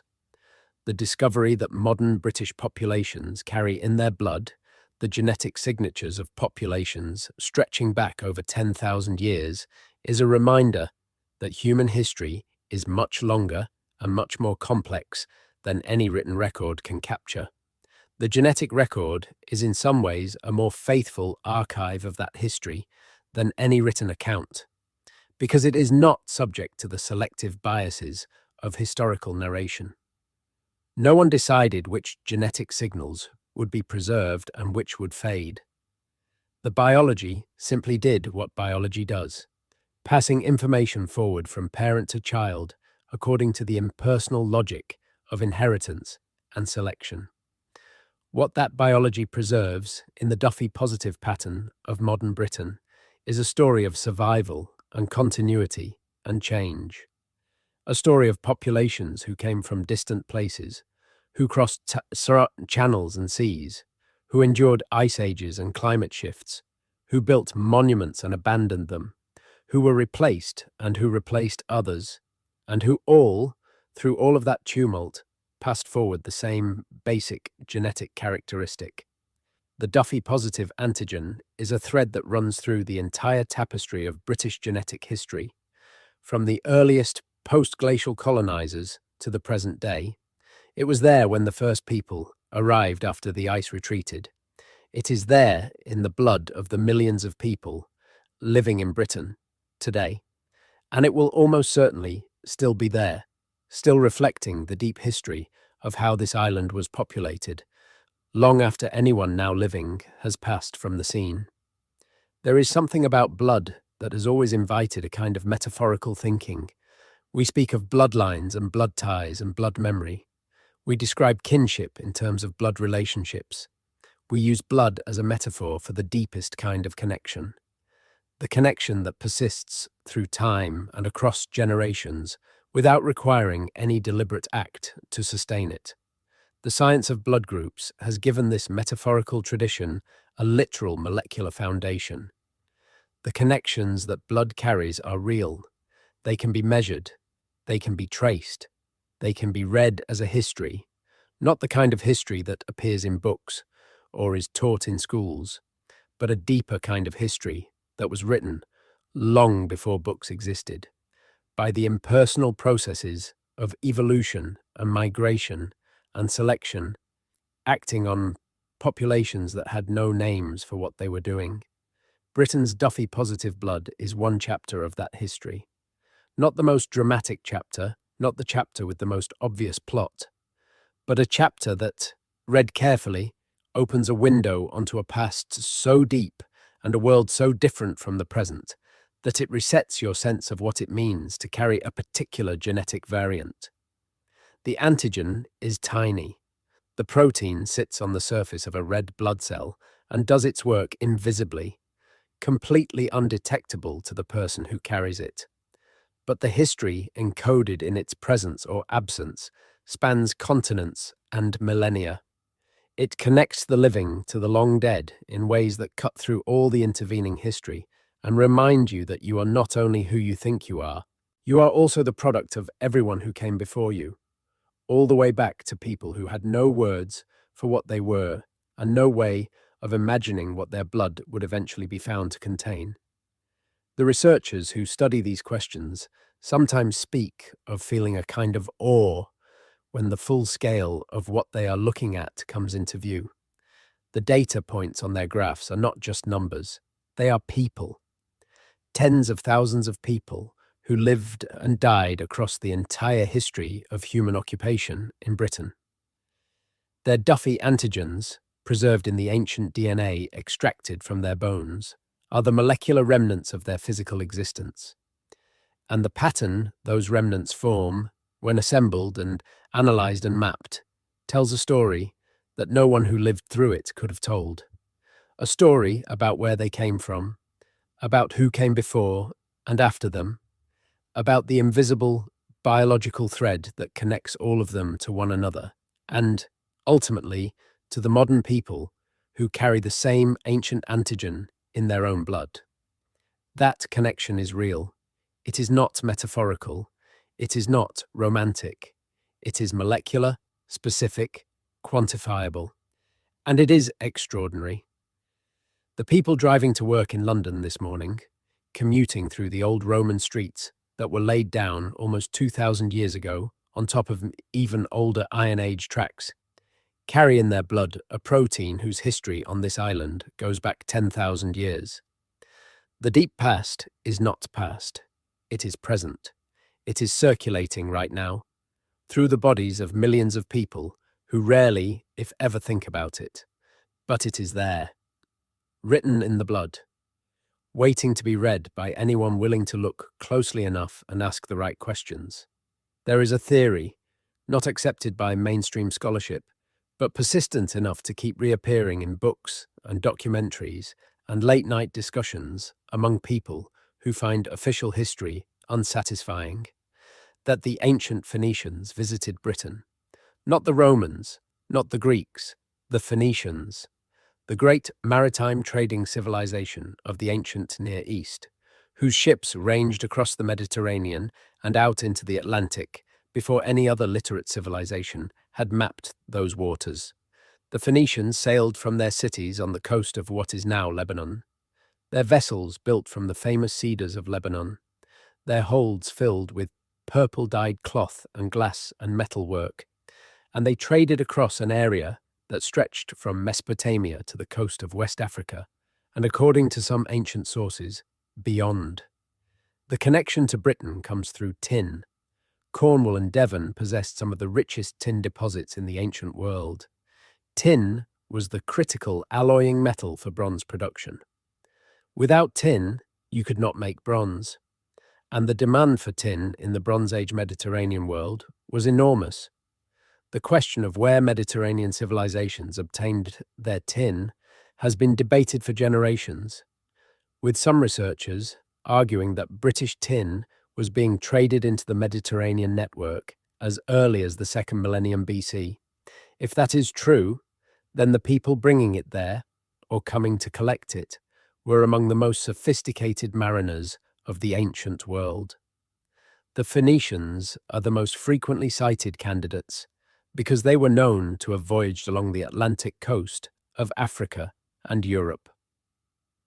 The ancient Greek historian Herodotus describes a Phoenician expedition that circumnavigated Africa, sailing from the Red Sea down the eastern coast and returning via the western coast. Whether this voyage actually occurred is disputed, but it illustrates the range of maritime achievement attributed to Phoenician sailors by ancient writers. The classical sources also reference a distant Atlantic island called the Tin Islands, or the Cassiterides, which many scholars have identified with Cornwall and the Scilly Isles. If these identifications are correct, Phoenician traders were indeed reaching Britain, or at least its southwestern extremity, in the first millennium BC. What would this mean for the Duffy story? The Phoenicians came from a population in the Levant region, what is now Lebanon, and northern Israel, whose genetic background was the eastern Mediterranean farming population. These people were predominantly Duffy-positive, consistent with their origins in the Near Eastern agricultural heartland. A Phoenician sailor arriving in Cornwall to trade for tin would have been as Duffy-positive as the local Iron Age population he was trading with. The genetic implications of any such contact would therefore have been neutral with respect to Duffy frequencies. Any children born of relationships between Phoenician visitors and local British women would have been Duffy-positive, regardless of which parent's exact genetic variant they inherited, because both populations were predominantly Duffy-positive. This is a useful illustration of the limits of the Duffy marker as a tool for detecting ancient contacts. It is very good at distinguishing between populations with genuinely different Duffy frequencies, the high Duffy-positive populations of Europe and the Near East on one hand, and the high Duffy-negative populations of sub-Saharan Africa on the other. It is much less useful for detecting contacts between populations that share similar Duffy frequencies. The Phoenician connection to Britain, if it existed at the scale suggested by some researchers, would not be visible in modern British Duffy data because the Phoenicians were Duffy-positive. Any genetic signal of Phoenician ancestry in modern British populations would need to be detected through other markers, ones that capture the specific genetic characteristics of Levantine populations compared to northwestern European ones. Ancient DNA research is beginning to address exactly this kind of question. If there was significant Phoenician or other Near Eastern genetic input into the Iron Age British population, it should be detectable in the ancient DNA of individuals from the relevant period and region. The signal would appear as a proportion of Anatolian and Levantine genetic ancestry in Iron Age British individuals that exceeds what would be expected from the Neolithic farming ancestry already present in the population. Whether such a signal exists, and if so, how large it is something that ongoing research is in a position to address as more ancient DNA data from Iron Age Britain accumulates. The question of pre-Roman long-distance contacts with Britain connects to a broader debate about the nature of ancient trade networks and the degree to which they facilitated not just the exchange of goods, but the movement of people.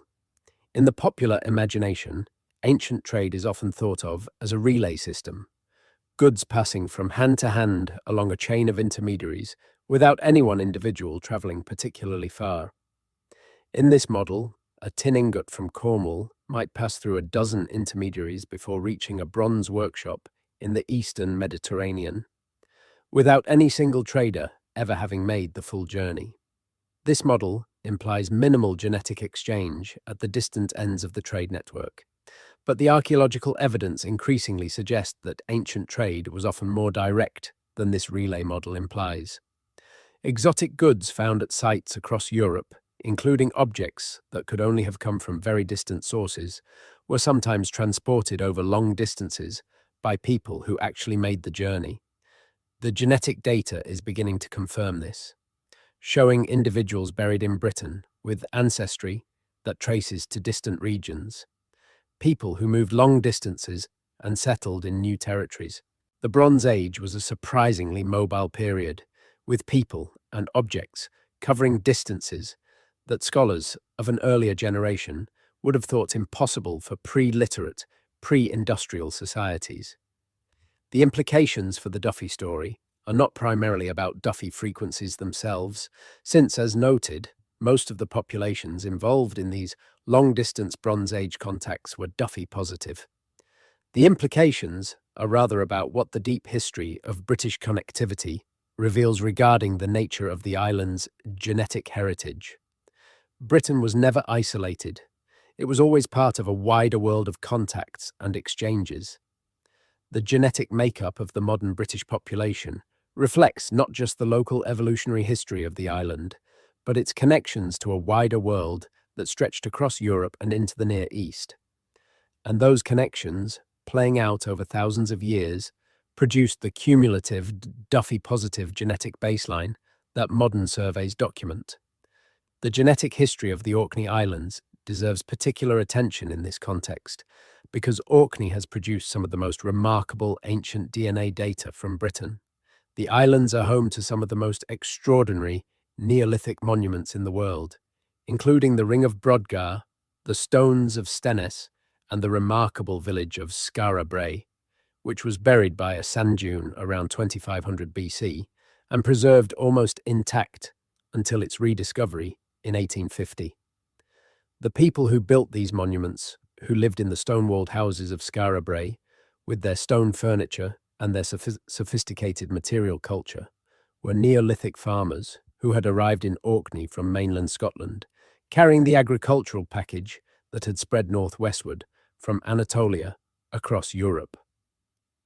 Their DNA, extracted from burials at Neolithic sites in Orkney, shows the genetic signature of the early European farmer population, the Anatolian-derived agricultural population that colonized Europe from the southeast, beginnings around 9,000 years ago. They were Duffy-positive, as all European and Near Eastern Neolithic populations were, and they were replaced, along with the rest of the Neolithic British population, by the Bell-Beaker transition of the Bronze Age.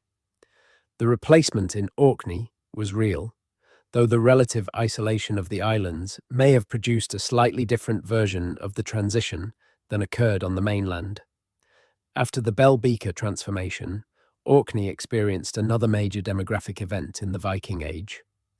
The Norse settlement of Orkney from the late 8th and 9th centuries onward was intensive enough to essentially replace the existing post-Iron Age population in many areas. Modern Orcadians show some of the highest proportions of Scandinavian ancestry in the British Isles. When researchers analyze the genetics of modern Orkney residents and compare them to ancient Orkney individuals, they can see the dramatic change that Viking settlement produced. The pre-Viking genetic pattern, reflecting the Bell Beaker and subsequent populations, was largely replaced by the Norse genetic pattern brought by the Viking settlers. What is notable is that the Duffy-Positive pattern persisted through this transition, because the Norse settlers were also Duffy-Positive, contributing their Scandinavian Duffy-Positive genetics to a pattern already established by the earlier populations. This repeated reinforcement of the Duffy-Positive pattern through different population events happening in different parts of Britain at different times is the demographic mechanism that produced the high Duffy-Positive rates that modern surveys document. Each population event could theoretically have introduced Duffy-negative genetics into the British gene pool if the incoming population had been from a malarial region. The reason it did not is not that Britain was protected from immigration or contact with Duffy-negative populations. It is that the populations that actually contributed most to the modern British gene pool, for reasons of geography, history, and demographic scale, all came from the non-malarial genetic world, where Duffy-positivity was nearly universal. The story that the blood tells, read through the lens of the Duffy antigen, is therefore fundamentally a story about geography and its consequences. Britain's position at the northwestern edge of Europe put it at the receiving end of migration flows that came overwhelmingly from the Duffy-positive populations of continental Europe, the Near East, and the Eurasian steppe. The populations from sub-Saharan Africa, with their high Duffy-negative frequencies, were geographically and logistically too distant to have had significant demographic impact on Britain before the modern era. The result is a pattern that looks, from a global perspective, like a particularly extreme example of the European tendency toward Duffy-positivity, but which reflects, at a deeper level, the specific migration history of this particular island at this particular corner of the world. Understanding this does not make the Duffy-positive pattern any less interesting. If anything, it makes it more so, because it reveals how strongly geography shapes genetics over long timescales. The oceans and mountains and deserts that separate human populations are not just geographical features. They are demographic filters. They determine which populations can reach which territories in sufficient numbers to have lasting genetic impact. And in the case of Britain, those geographical filters consistently channeled demographic pressure from the Duffy-positive world of Europe and the Near East, rather than from the Duffy-negative world of tropical Africa. The genetic diversity within Britain's Duffy-positive population is itself a subject of ongoing research. Not all Duffy-positive individuals carry the same variant. The Fia and Fib antigens, the two main Duffy variants, occur at different frequencies in different European populations and at different frequencies in different parts of Britain. The specific distribution of these subvariants within Britain reflects the particular mix of source populations that contributed to different regional gene pools. Eastern England, with its heavier Anglo-Saxon and Viking genetic influence, shows slightly different Fia and Fib ratios than Western England or Wales, where the older Celtic and Bronze Age genetic layers are more prominent. These differences are subtle, but they are real, and they provide additional resolution in the picture of how different parts of Britain were populated from different source populations. The AFib null allele, a variant that produces no Duffy protein and results in Duffy-negative blood, is the version most common in sub-Saharan African populations. It is present in the British population, largely in individuals of African descent. The Fia null allele, which produces a Duffy-negative phenotype through a different molecular mechanism, and which is more common in certain East Asian populations, is also present in Britain at low frequencies. The presence of these null alleles in the British population reflects the recent demographic history of Britain as a destination for migrants from diverse genetic backgrounds. But their frequencies remain low enough that the overall British Duffy-positive rate remains high. There is a certain poetry in the fact that the Duffy antigen, this tiny molecular structure sitting on the surface of a red blood cell, carries in it the record of some of the most dramatic events in British prehistory. The Bell Beaker transformation that replaced most of Britain's Neolithic population. The steppe ancestry that those Bell Beaker people carried from the Yamnaya heartland. The post-glacial colonization that first established human populations in post-Ice Age Britain. All of these events, separated by thousands of years, are in some sense recorded in the Duffy frequencies of the modern British population. Not perfectly, not with the precision of a written record, but in the statistical patterns that reveal themselves when large numbers of individuals are tested and the data is analyzed with the right tools. The blood is not only a carrier of oxygen and nutrients and immune cells, it is a carrier of history. Not the history that anyone chose to record, not the history of kings and battles and political decisions, but the deeper history of where populations came from and what selective pressures they experienced and how they mixed and replaced each other across the vast timescales that preceded any human attempt to write down what was happening. That history is there, circulating in every blood vessel, present in every blood type test, waiting to be read by anyone with the tools and the curiosity to look. Britain has more Duffy-positive blood than almost any country on Earth, not because anything special happened in Britain to produce this result. No unique selection pressure, no particular genetic event, no deliberate human choice shaped this outcome. What shaped it was the long accumulation of demographic events, each one adding another layer of Duffy-positive genetics to a pattern already established by the previous layer, until the cumulative effect produced the high Duffy-positive rates that modern blood banks and population genetic studies consistently document. The result is unremarkable in one sense, a simple consequence of population history playing out in a particular corner of the world in a particular way. But it is remarkable in another, because following the thread of that simple consequence leads you back through 10,000 years of human history and reveals a story about this island's past that is stranger and more layered and more dramatic than almost anything contained in the written record. The blood knew things that no writer had written down. It knew about the Bell Beaker replacement. It knew about the Yamnaya expansion. It knew about the post-glacial hunters who arrived when the ice retreated and the sea had not yet formed the channel. It held these secrets quietly for thousands of years, passing them forward from body to body without anyone understanding what was being transmitted. And now, with the tools that modern science has developed, we can finally read what the blood has been carrying all this time. We can open the archive that no one planned to create, that no one knew existed, that was assembled not by any human intention, but by the impersonal biological logic of inheritance and survival and change. The archive is not complete. It never will be. The fragments of ancient DNA that survive are a tiny sample of the vast biological information that existed in the past. The individuals whose DNA has been recovered represent a minuscule proportion of the total population that lived in Britain across thousands of years.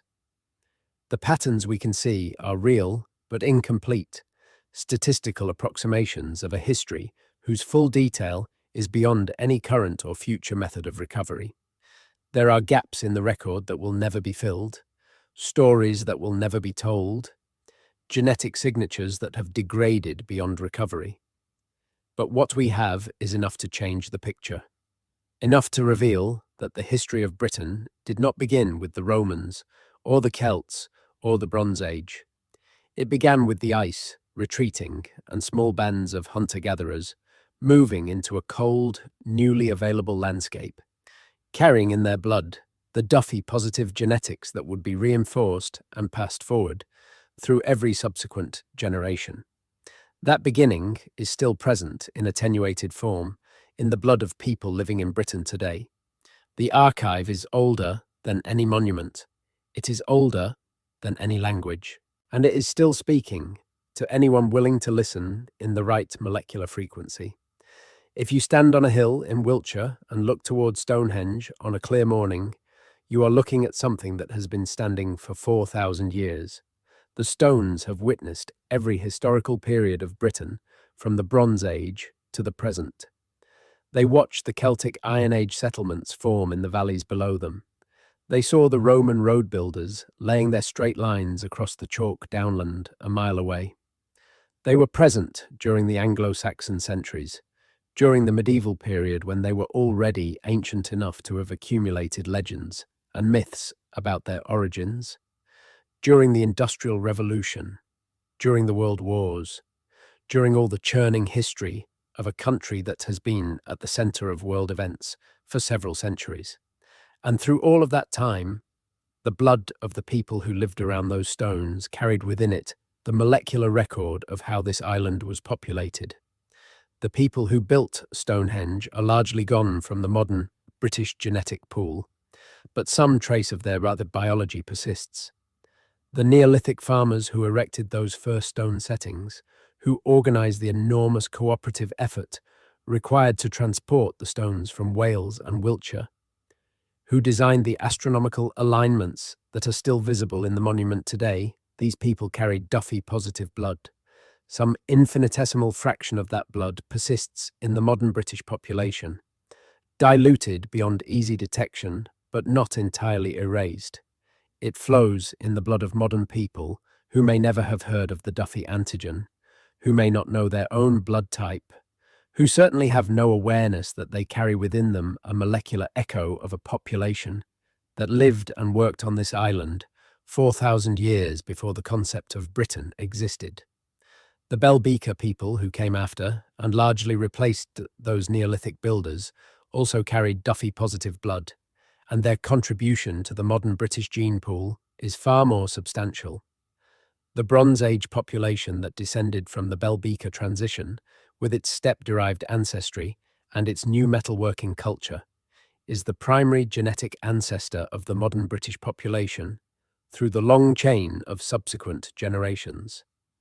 Their Duffy-positive genetics form the largest single layer of the Duffy-positive pattern that modern surveys document. And behind them, stretching back through the Yamnaya herders of the steppe and the eastern European hunter-gatherers, who mixed with the Caucasus farmers to produce the Yamnaya, and back further through the entire history of human expansion out of Africa and into the genetic world of non-malarial Eurasia.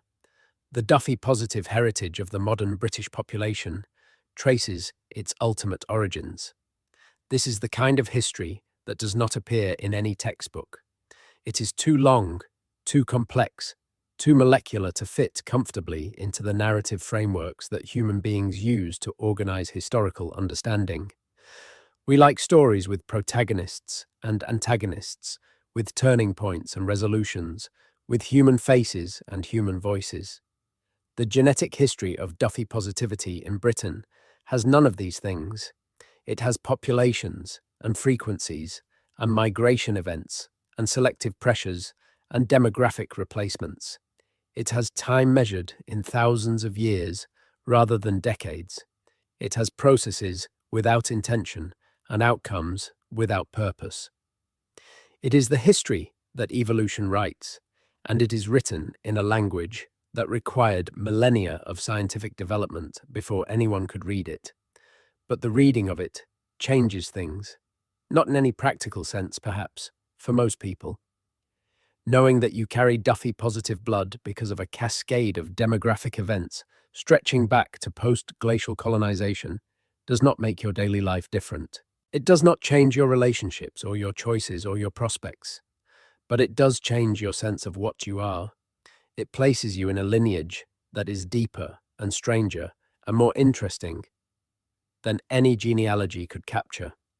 It connects you to people who had no writing, no fixed settlements, no metals, no agriculture, but who were fully human and who lived full human lives and who passed their biology forward into the uncertain future, not knowing what that future would look like, not knowing that their molecular signature would persist through 10,000 years of history and civilization and change and conflict to arrive, intact and identifiable, in the bodies of people living in a world they could not have imagined.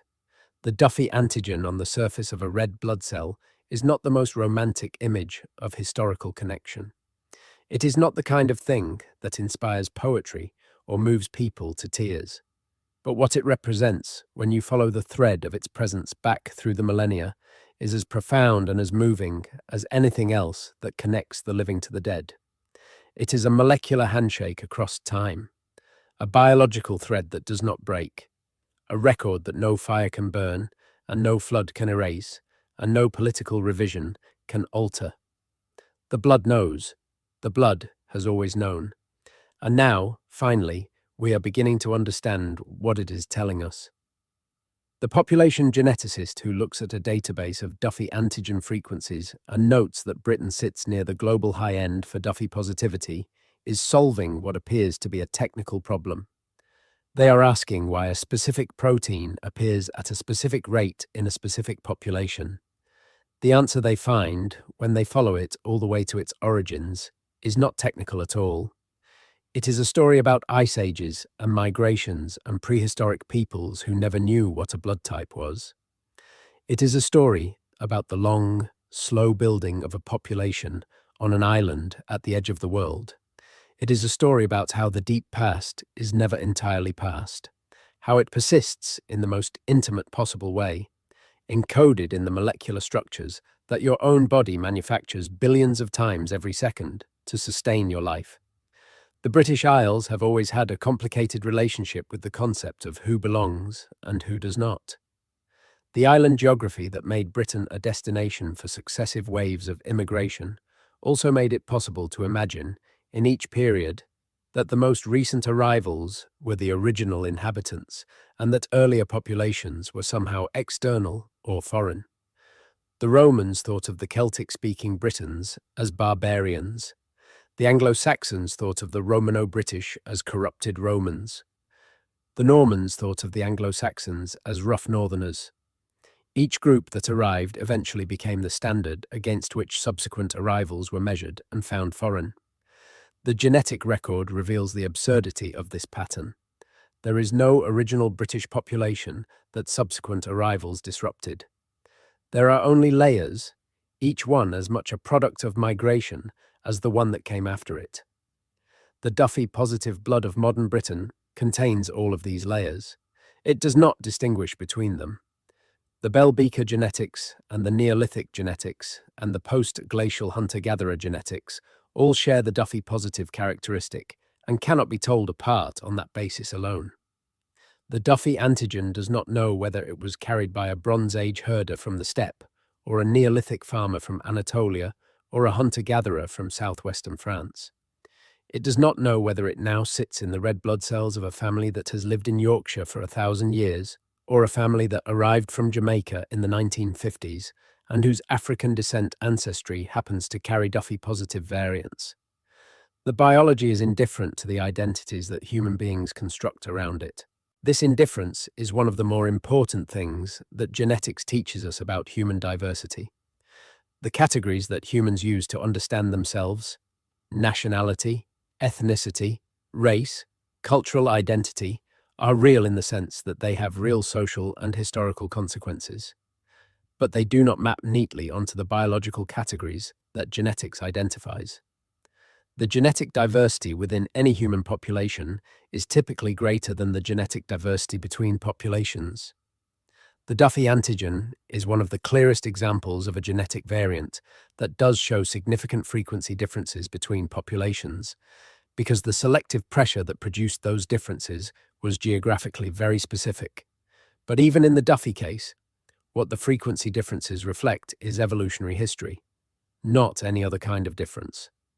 A Duffy-positive individual and a Duffy-negative individual are equally human, equally complex, equally capable of everything that humanity at its best is capable of.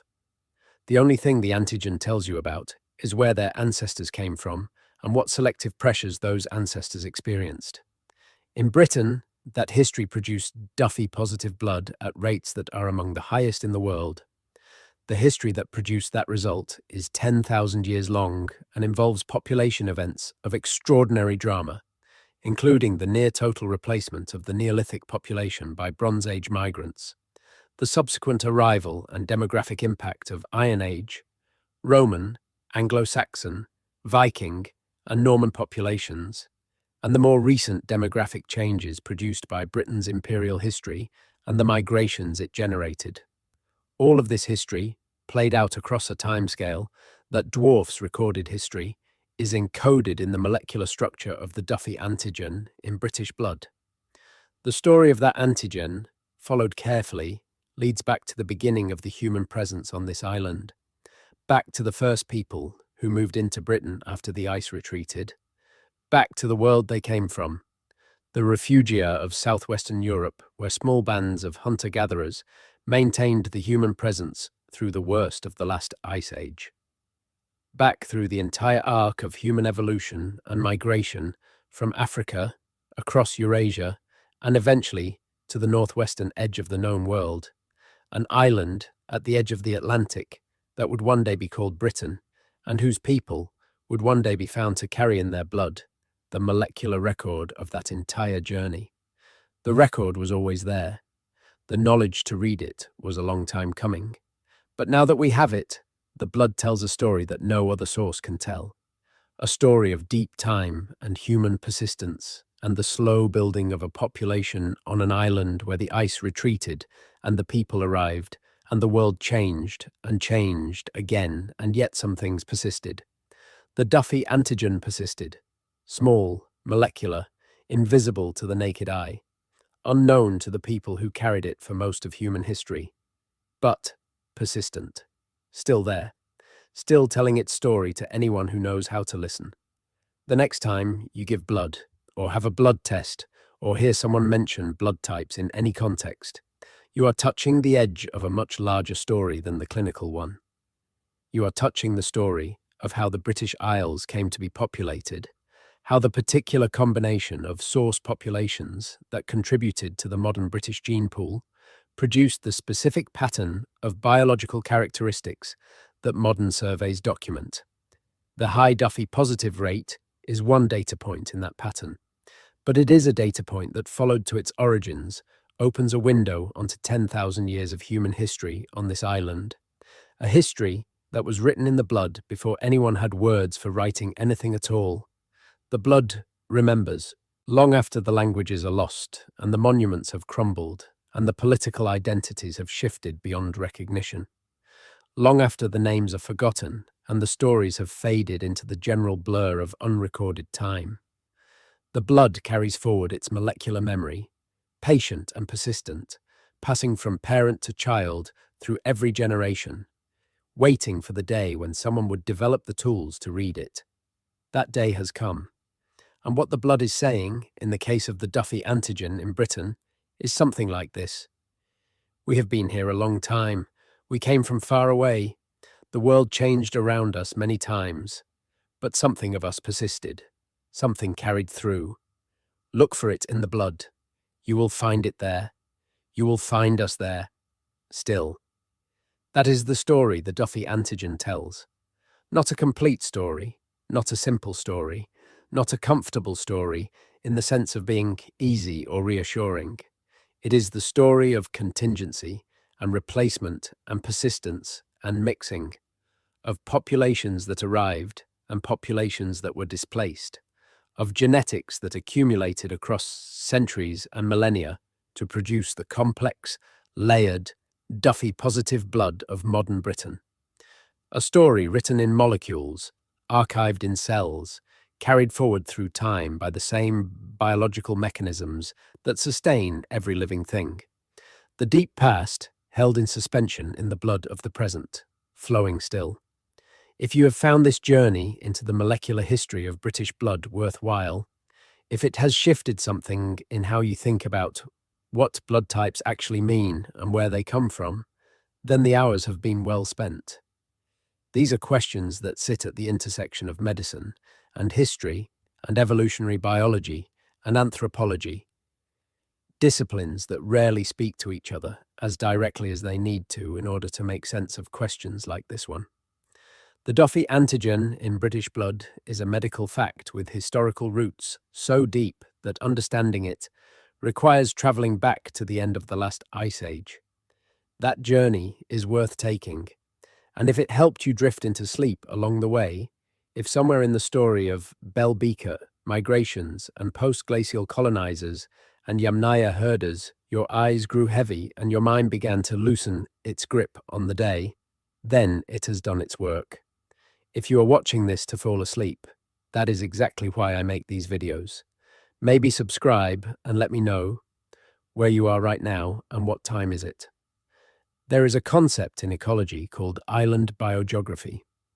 It refers to the way that islands accumulate and lose species over time according to predictable principles related to their size, their distance from source populations on nearby mainlands, and the rate at which new colonizers arrive against the rate at which existing species go locally extinct. Larger islands support more species. Islands closer to mainland sources receive more colonizers. The balance between colonization and extinction determines the long-term species richness of any given island. This framework was developed by ecologists thinking about plants and animals, but the underlying logic applies with surprising force to the population genetics of the British Isles. Britain, as an island that sits close to a large continental source of potential human colonizers, has received a steady stream of immigration throughout its post-glacial history. Its size is large enough to support substantial human populations, which means that incoming migrants could find niches in a populous landscape rather than simply replacing a tiny resident group. The proximity to the continent meant that every major demographic movement across Europe, from the Neolithic farming expansion to the Bronze Age, steppe migration, to the Iron Age cultural spread, to the Viking and Norman medieval arrivals, eventually reached Britain. The island was never too remote to receive these waves of change, but it was remote enough that the changes arrived sequentially, rather than simultaneously, and with slightly modified proportions than they had on the mainland, because the sea crossing filtered out some proportion of each incoming group.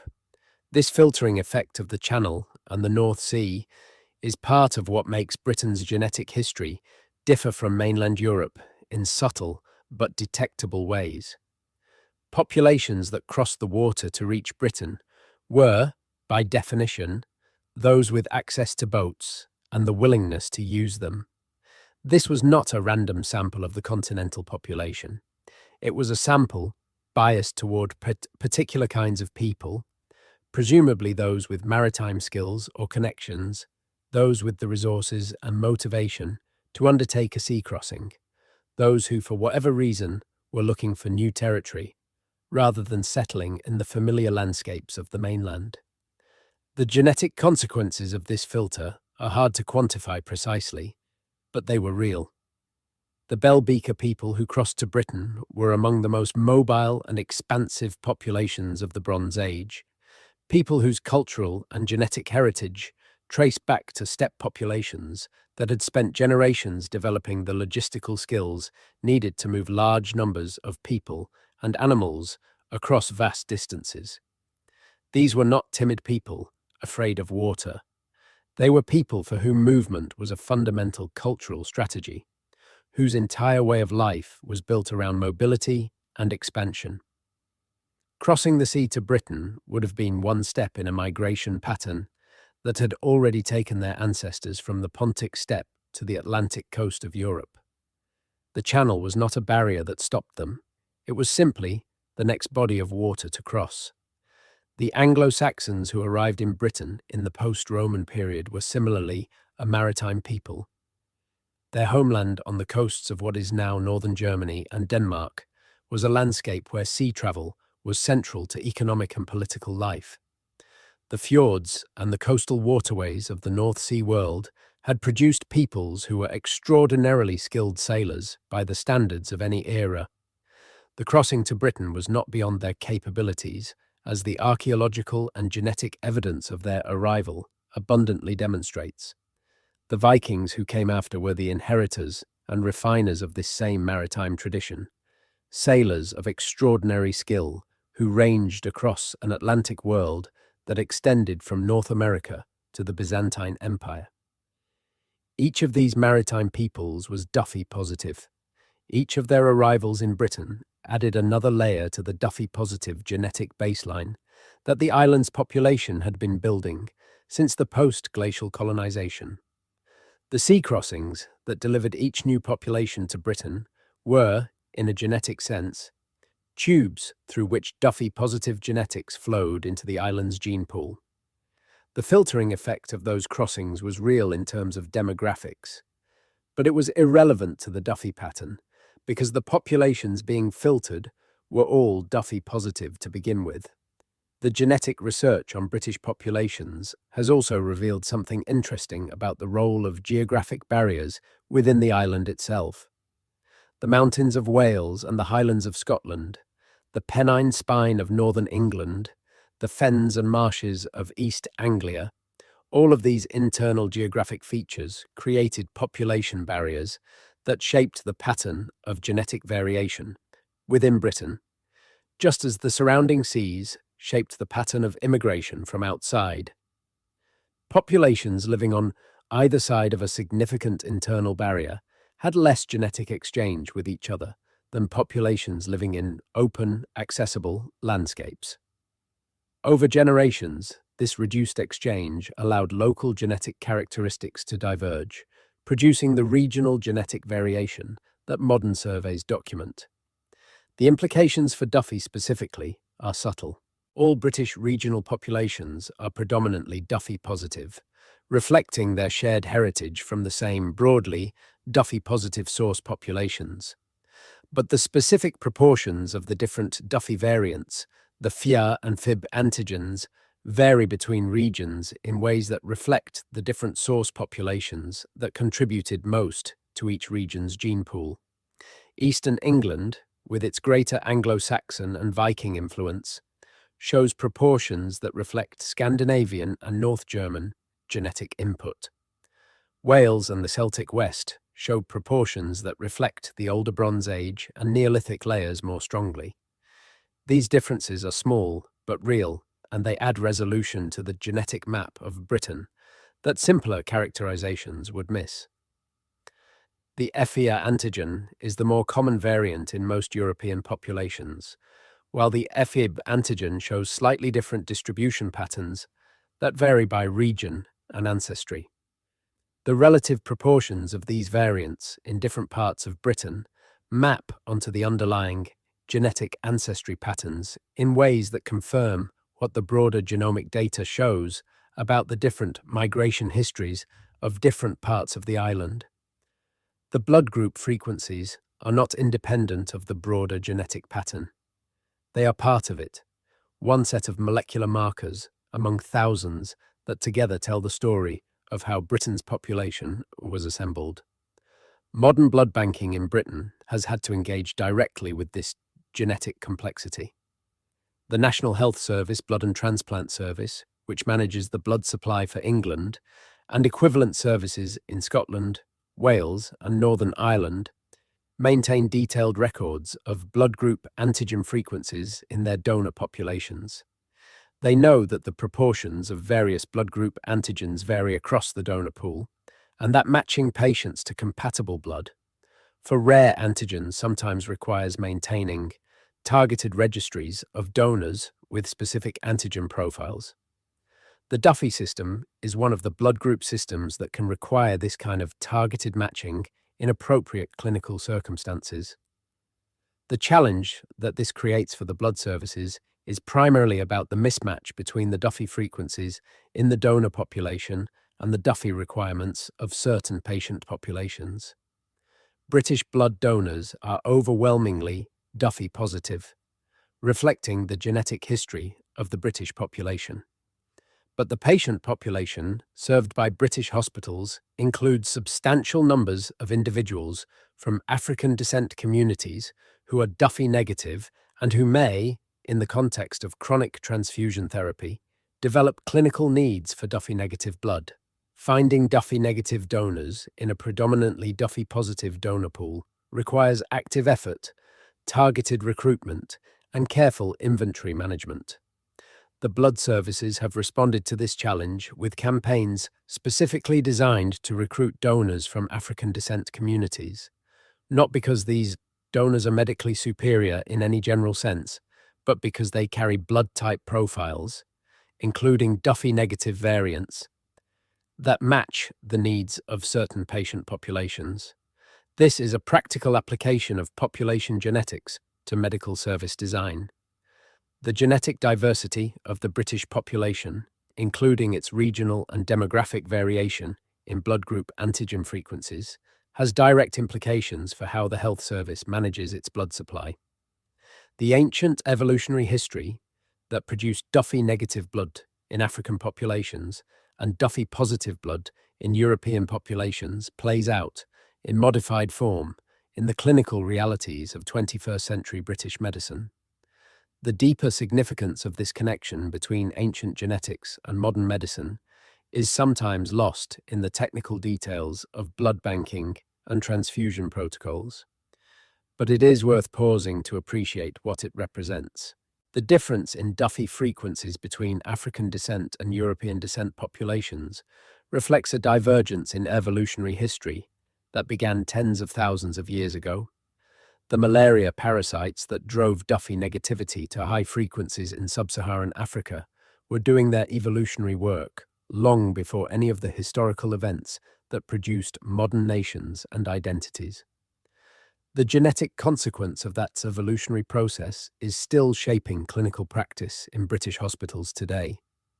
The ancient past reaches directly into the contemporary clinical environment in a way that is easy to overlook, but impossible to fully separate from the history of our species.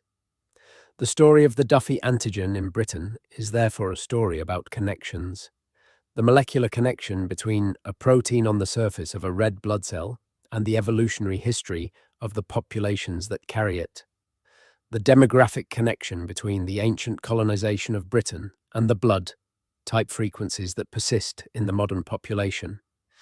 The clinical connection between those frequencies and the medical management of patients who need compatible blood, and the broader human connection between the individuals who once carried these molecular markers and the individuals who carry them today, connected across thousands of years by the unbroken chain of biological inheritance. Following any one of these connections to its full extent requires moving between disciplines that do not always speak to each other. The evolutionary biology of malaria resistance is a different subject from the population genetics of British prehistory, which is a different subject from the clinical management of transfusion incompatibility, which is a different subject from the ancient history of human migration. But these subjects are all, in the case of the Duffy antigen in Britain, connected. They are different chapters of the same story, written in different languages for different audiences, but describing the same underlying reality. The story begins with a parasite, Plasmodium vivax, one of the malaria species that causes human disease, evolved alongside human populations in the tropical and subtropical regions of the Old World. At some point in the deep past, these parasites developed the molecular machinery to use the Duffy antigen as their entry mechanism into human red blood cells. This was not a deliberate act on the parasite's part, any more than the subsequent evolution of Duffy-negative resistance was a deliberate act on the human part. It was the result of evolutionary pressures acting on variation in populations, selecting for whatever combinations of traits increased reproductive success on both sides of the host-parasite relationship. The evolution of Duffy negativity as a protective response to Plasmodium vivax infection happened in the populations most heavily exposed to this parasite. The populations of sub-Saharan Africa, where malaria has been endemic for thousands of years. The selection pressure was intense and sustained, and it drove Duffy-negative frequencies from whatever baseline they started at, probably similar to the low frequencies seen in non-malarial populations, to the extraordinarily high frequencies seen today in the most heavily malaria-affected regions of Africa. The molecular mechanism is a mutation in a regulatory region of the dark gene, which encodes the Duffy antigen protein, that prevents the protein from being expressed on red blood cells in a way that the parasite can use as an entry point. The global distribution of Duffy-negative frequencies is therefore a map of malaria's historical range and intensity. Regions with the highest Duffy-negative frequencies are those where Plasmodium vivax malaria has been most intense and most sustained. Regions with the lowest Duffy-negative frequencies are those where this parasite was absent or rare. Britain falls at the low Duffy-negative extreme of this spectrum because it has never been an area of sustained Plasmodium vivax malaria. Despite the episodes of malarial infection associated with the Roman period and the historical presence of milder malarial disease in some lowland areas, the selective pressure was never intense enough or sustained enough to shift the Duffy frequencies in the British population toward the Duffy-negative pattern characteristic of truly malarial regions. The result is a population that is, in the language of epidemiology, naive to the malaria resistance that Duffy negativity provides. British people travelling to areas where Plasmodium vivax is common carry a vulnerability that their African counterparts do not. Their Duffy-positive red blood cells are accessible to the parasite in a way that Duffy-negative cells are not. This is not a significant concern for travel to most parts of the world that British tourists visit.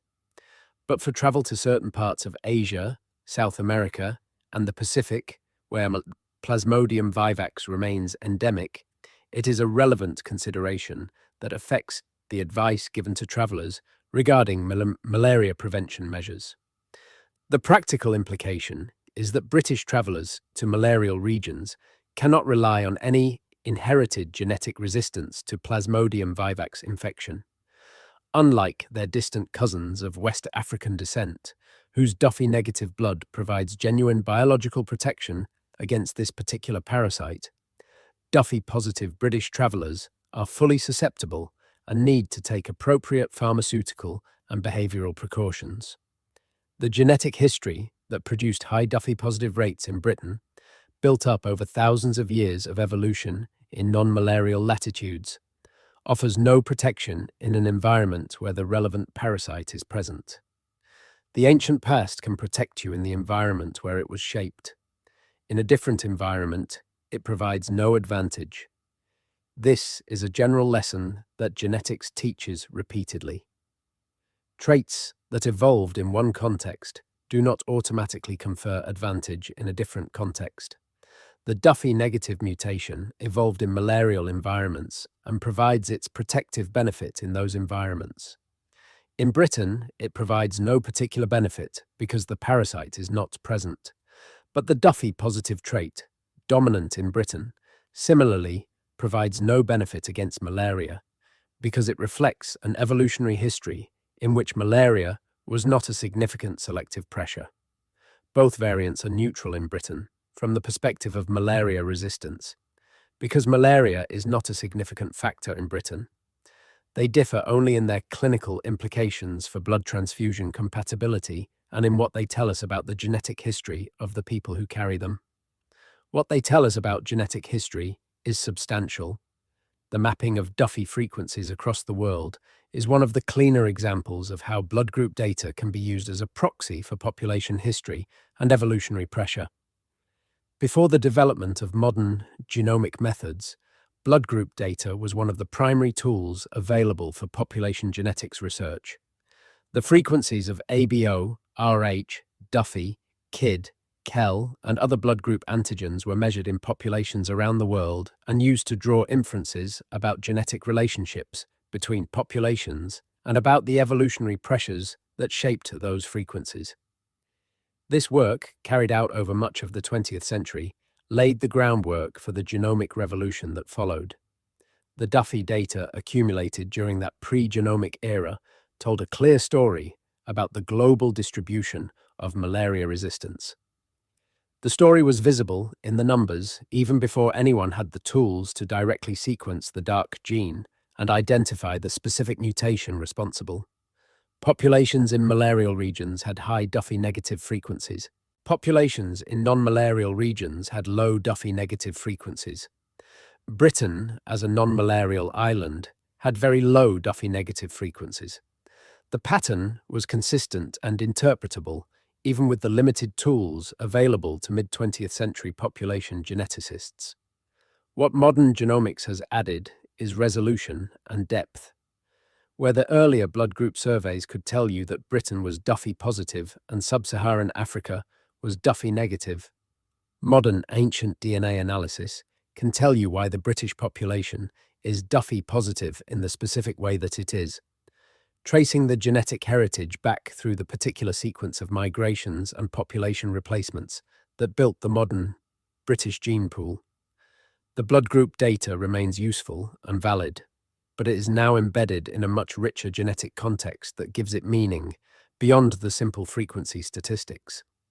The integration of blood group data with broader genomic analysis is one of the directions that population genetics research is moving.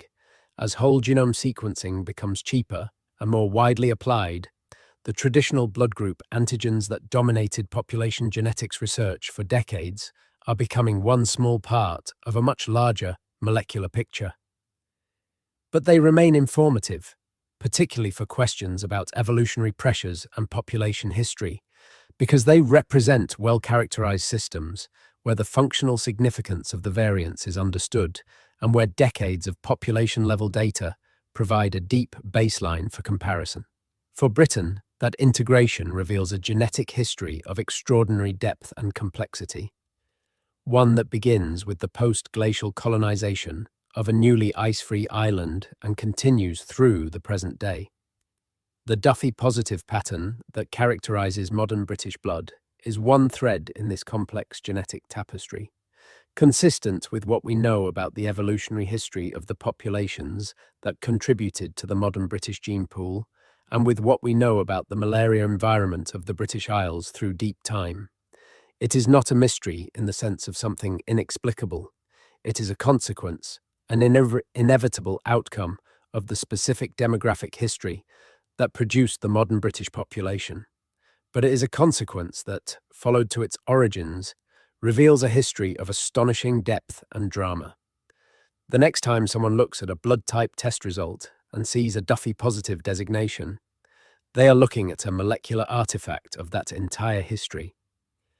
The protein whose presence that test detects was synthesized from genetic instructions passed down through dozens of generations, tracing back through every population event that contributed to the modern British gene pool, all the way to the post-glacial hunter-gatherers who first arrived on this island 10,000 years ago. The test result is a medical datum, but it's also a historical document. It just requires knowing the language in which history was written to understand what it says. The blood speaks.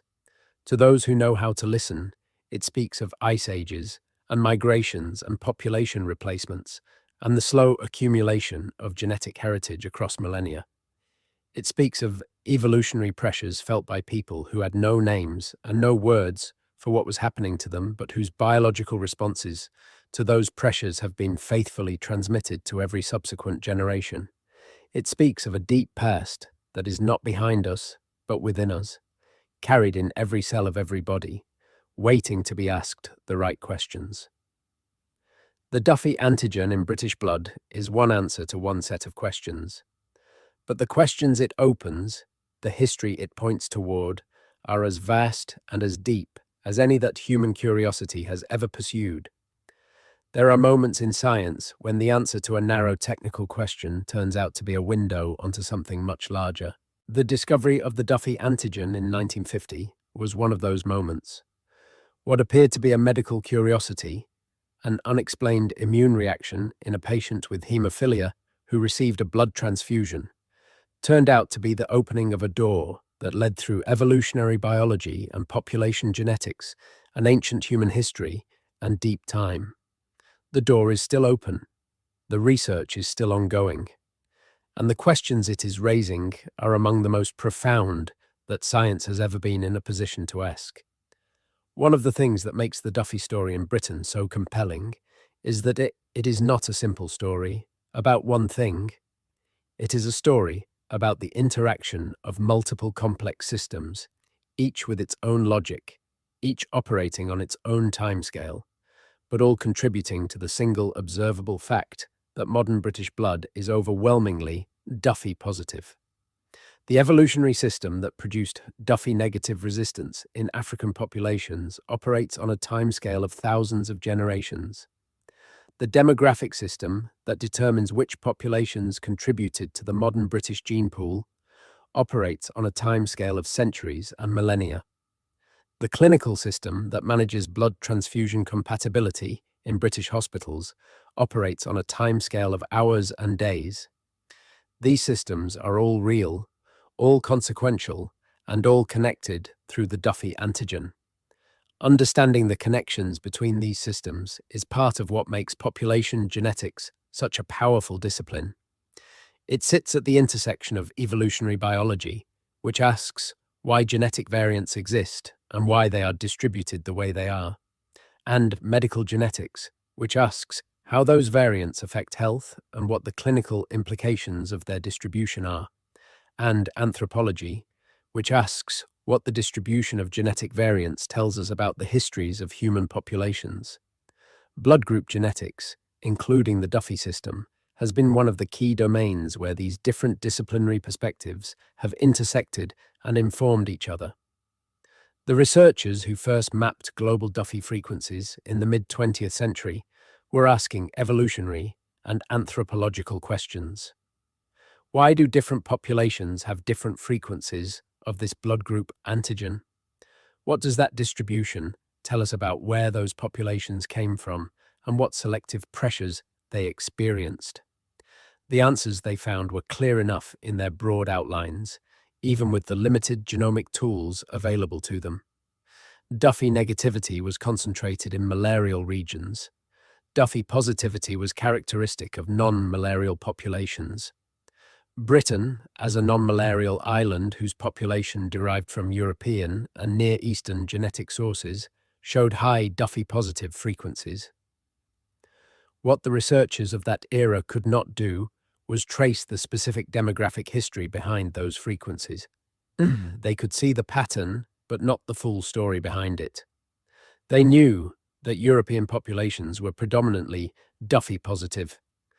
They did not yet have the tools to understand that the specifically high Duffy-positive rates in Britain reflected a particular sequence of population events: the post-glacial colonization and the Neolithic farming transition and the bell beaker replacement and the subsequent arrivals of Iron Age and Roman and Anglo-Saxon and Viking and Norman populations, all of which contributed to the cumulative Duffy-positive genetic baseline of the island. That fuller story has become available only with the development of ancient DNA technology and modern genomic analysis. And what it reveals is that the high Duffy-positive rate of Britain is not a single fact, but a composite, the result of multiple independent contributions from multiple populations over thousands of years. Each contribution was consistent with the others in terms of Duffy positivity, because all the contributing populations came from the same broad genetic background. But each contribution also had its own specific history, its own migration route, its own reasons for arriving in Britain when it did. The Bell Beaker people arrived because they were part of a continental-scale expansion of steppe-derived populations that was transforming the genetics of Europe. The Anglo-Saxons arrived because the political collapse of the Roman province of Britain created a vacuum that the coastal Germanic peoples filled. The Vikings arrived because their exceptional maritime technology gave them access to territories that other groups could not reach, and Britain's position at the edge of the North Sea made it an early and frequent destination for their expansionist energies. The Normans arrived because of a specific political and military event, the conquest of 1066, that had causes rooted in the complex dynastic politics of 11th century Northern Europe. Each of these arrivals changed Britain in permanent ways. The language, the culture, the place names, the institutional structures all bear the marks of these successive waves of arrival.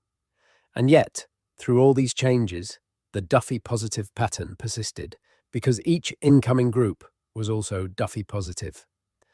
The cultural and linguistic landscape of Britain was transformed multiple times. The genetic landscape, in terms of the Duffy antigen, was reinforced by each transformation rather than disrupted by it. This persistence through transformation is one of the more philosophically interesting aspects of the Duffy story. It illustrates how genetic characteristics can remain stable through periods of cultural and even demographic upheaval, as long as the incoming populations share the relevant characteristic with the existing ones. The Duffy antigen is in this sense a kind of constant, a thread that runs through the tapestry of British genetic history without changing its fundamental character, even as the tapestry itself is woven from an extraordinary variety of different threads. The concept of genetic constants through demographic change is relevant not only to the Duffy story in Britain, but to many other aspects of human population genetics. When researchers study the genetics of modern populations and try to interpret what they see in terms of historical events, they need to distinguish between characteristics that are shared across all contributing populations and characteristics that are diagnostic of specific source populations. The Duffy antigen, in the British context, falls into the first category. It is shared across all the major contributing populations and therefore does not, by itself, tell you which specific populations contributed to the modern British gene pool. For that kind of discrimination, you need markers that differ between the contributing populations, markers that can tell apart Bell Beaker ancestry from Neolithic ancestry, from Anglo-Saxon ancestry, from Viking ancestry. Modern genomic analysis provides exactly this kind of discriminating power, using hundreds of thousands of genetic markers simultaneously to distinguish the contributions of different source populations to a modern gene pool. The Duffy antigen data is a useful complement to this broader analysis, providing a connection to the specific question of malaria resistance and evolutionary history that the broader genomic data does not directly address. Used together, the Duffy data and the broader genomic data provide a richer and more complete picture of British genetic history than either could provide alone.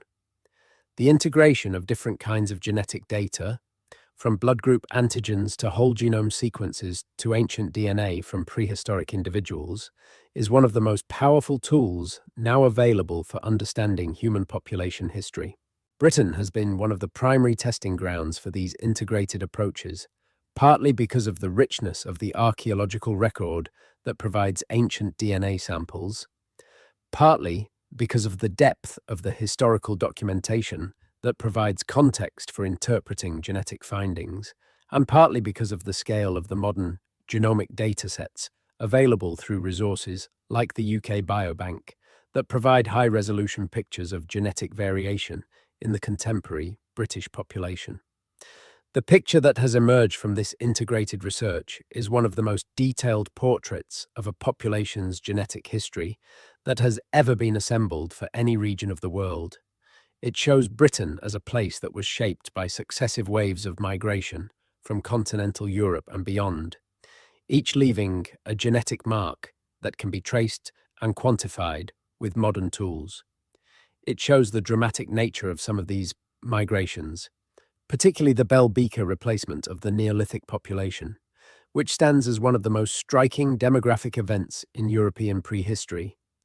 And it shows the persistence of certain genetic characteristics, including the Duffy-positive pattern. through all these changes. That persistence is ultimately what the Duffy story in Britain is about. Not a single dramatic event, not a mystery with a simple solution, but a long, slow accumulation of the same basic genetic characteristic, reinforced by each wave of immigration from the same broad genetic background, persisting through every cultural and demographic upheaval and arriving in the modern British population as a statistical fact that reflects thousands of years of population history. The blood is patient. It does not hurry. It does not need to. It simply carries forward what was given to it and passes it on to the next generation, and the next, and the next, across all the centuries and millennia of human life on this island. When the last ice age ended and the first people moved into the newly accessible territory that would become Britain, they were not thinking about blood types. They were thinking about food, shelter, warmth, the practical necessities of survival in a cold landscape that was still emerging from its glacial covering. They had no way of knowing that the blood moving through their veins would carry information forward for 10,000 years, that scientists in an era they could not imagine would one day extract the molecular record of their biological existence from their ancient bones and teeth and read from it the story of where they came from and what their blood contained. But that is what happened. The molecular record persisted. The Duffy-positive antigen, sitting on the surface of red blood cells in populations that moved into Britain after the ice retreated, was passed forward through every generation that followed. It was still there when the Neolithic farmers arrived and mixed with and largely replaced the hunter-gatherers who had colonized the island before them. It was still there when the Bell Beaker people arrived and largely replaced the Neolithic farmers. It was still there through the Iron Age and the Roman period and the Anglo-Saxon and Viking and Norman arrivals that followed. And it is still there today in the blood of the millions of people who live and work and sleep on this island, carrying without knowing it the molecular echo of a history that stretches back to the very edge of human memory. The blood is still speaking. All we had to do was learn to listen. There is a moment familiar to anyone who has spent time in a hospital where a blood test result comes back and a nurse or doctor reads out the blood type. Most people hear that result and process it as a simple medical fact. Type O positive, type A negative, Duffy positive.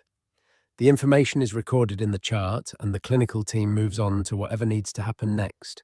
The result is a tool, a piece of data that shapes a clinical decision. Nobody in that clinical encounter is thinking about the post-glacial colonization of Britain or the Bell Beaker replacement of the Neolithic population or the Yamnaya herders who set off from the Pontic, stepped 5,000 years ago, and whose descendants would eventually arrive on this island and establish the genetic baseline that the modern British population is built on. But all of that history is present in that blood type result. The Duffy-positive designation on a patient's chart in a British hospital is not just a clinical datum. It is a molecular signature of 10,000 years of population history. The protein whose presence that test detects was encoded in the genome of every one of that patient's ancestors, passed forward through each generation, maintaining its presence through every cultural shift and demographic upheaval and historical transformation that shaped the British Isles into what they are today. The clinical encounter is the present. The blood type is a letter from the past. The researchers who have spent years working on the genetic history of Britain often describe a peculiar experience that comes with looking at the data from enough different angles. At a certain point, the ancient populations stop being abstract entities defined by their genetic signatures and start feeling like real people. The Bell Beaker individual whose ancient DNA was extracted from a burial in Wiltshire was not just a data point in a migration study. He or she was a person with a life and relationships and concerns and experiences that are completely lost, but that were as real as anything in the present. The genetic signature that person left behind is not a complete record of their existence. It is a fragment, a molecular remnant, a tiny piece of a reality that was once whole and human and specific in ways that the data can never fully capture. But the fragment is real, and the story it tells, when combined with other fragments from other individuals across other time periods, is a genuine story about real people and real events.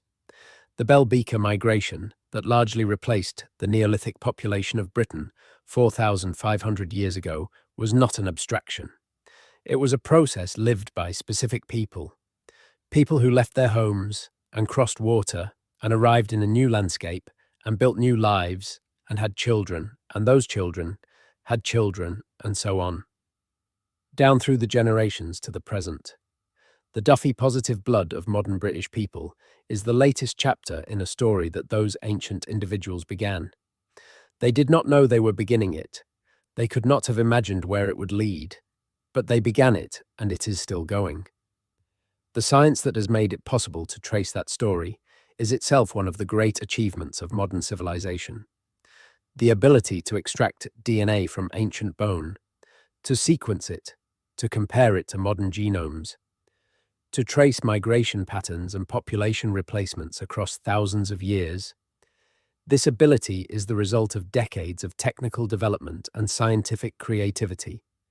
It required the development of DNA sequencing technology, the creation of powerful computational methods for analyzing genetic data, the establishment of research infrastructure capable of producing and processing enormous quantities of genetic information, and the intellectual framework for interpreting what the data means in terms of human history and evolution. All of that effort brought to bear on the question of why Britain has such high Duffy-positive rates produces an answer that is simultaneously simple and profound. Britain has high Duffy-positive rates because the populations that built the modern British gene pool were all Duffy-positive, and they were all Duffy-positive because they came from the parts of the world where malaria was not a dominant evolutionary force, parts of the world where the Duffy antigen could persist without incurring the selective penalty that it incurs in malarial regions. The geography of human migration, shaped by the geography of the Earth itself, determined which populations reached Britain and in what proportions. And those populations, by virtue of their shared evolutionary history in non-malarial environments, were all carriers of the Duffy-positive variant that now characterizes the modern British population. It is a complete answer in the sense of being consistent with all the available evidence and of genuinely explaining the observed pattern.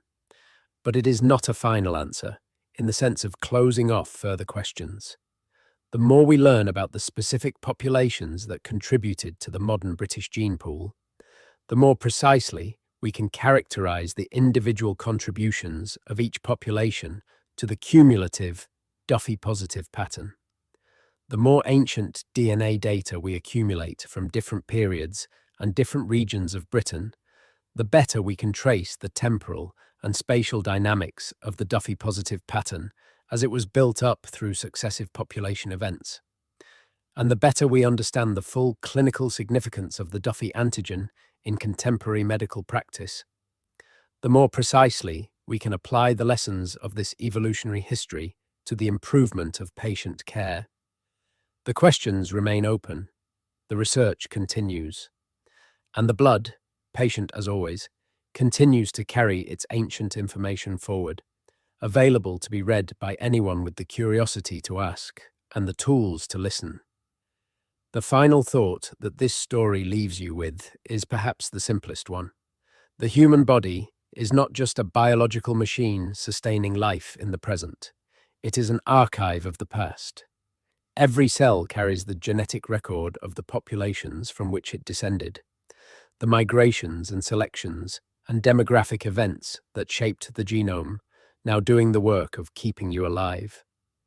The Duffy antigen on your red blood cells, if you are one of the overwhelming majority of people in Britain who are Duffy-positive, is one line in that archive, one fragment of the record, but a fragment that, read carefully, opens a window onto a history.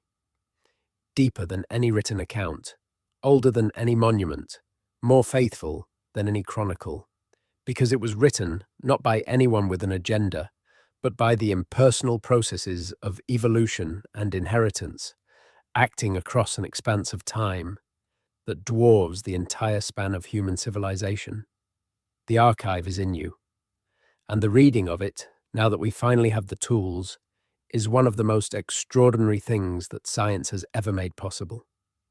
In the end, the story of Duffy-Positivity in Britain is a story about what it means to be part of a long chain. Every person alive today is the product of an unbroken line of reproduction, stretching back to the very origins of our species and before. Every genetic variant they carry reflects some piece of that immense history. The Duffy-positive antigen in British blood reflects the piece of that history that played out on this island and in the continental populations that contributed to its gene pool over thousands of years. It is one thread in an incomprehensibly complex tapestry, but it is a thread that can be followed, and what following it reveals is worth the journey. Sleep well with that thought. The blood that is keeping you alive tonight carries within it a history that no one will ever fully tell. But we are getting closer to understanding it, one molecule at a time, one ancient genome at a time, one carefully answered question at a time. The past is in the blood, and now, finally, we know how to read it. The archive of human genetics is the deepest library ever assembled. It was not built by any civilization. It was not planned or curated or organized by any human mind. It was simply accumulated, generation by generation, through the ordinary biological processes of reproduction and inheritance, and the occasional intervention of evolutionary selection. The Duffy antigen frequencies of modern Britain are one entry in that library, not the most dramatic entry, not the most surprising, but one that, read in full context, reveals a story of extraordinary depth and remarkable persistence. A story written in blood still being read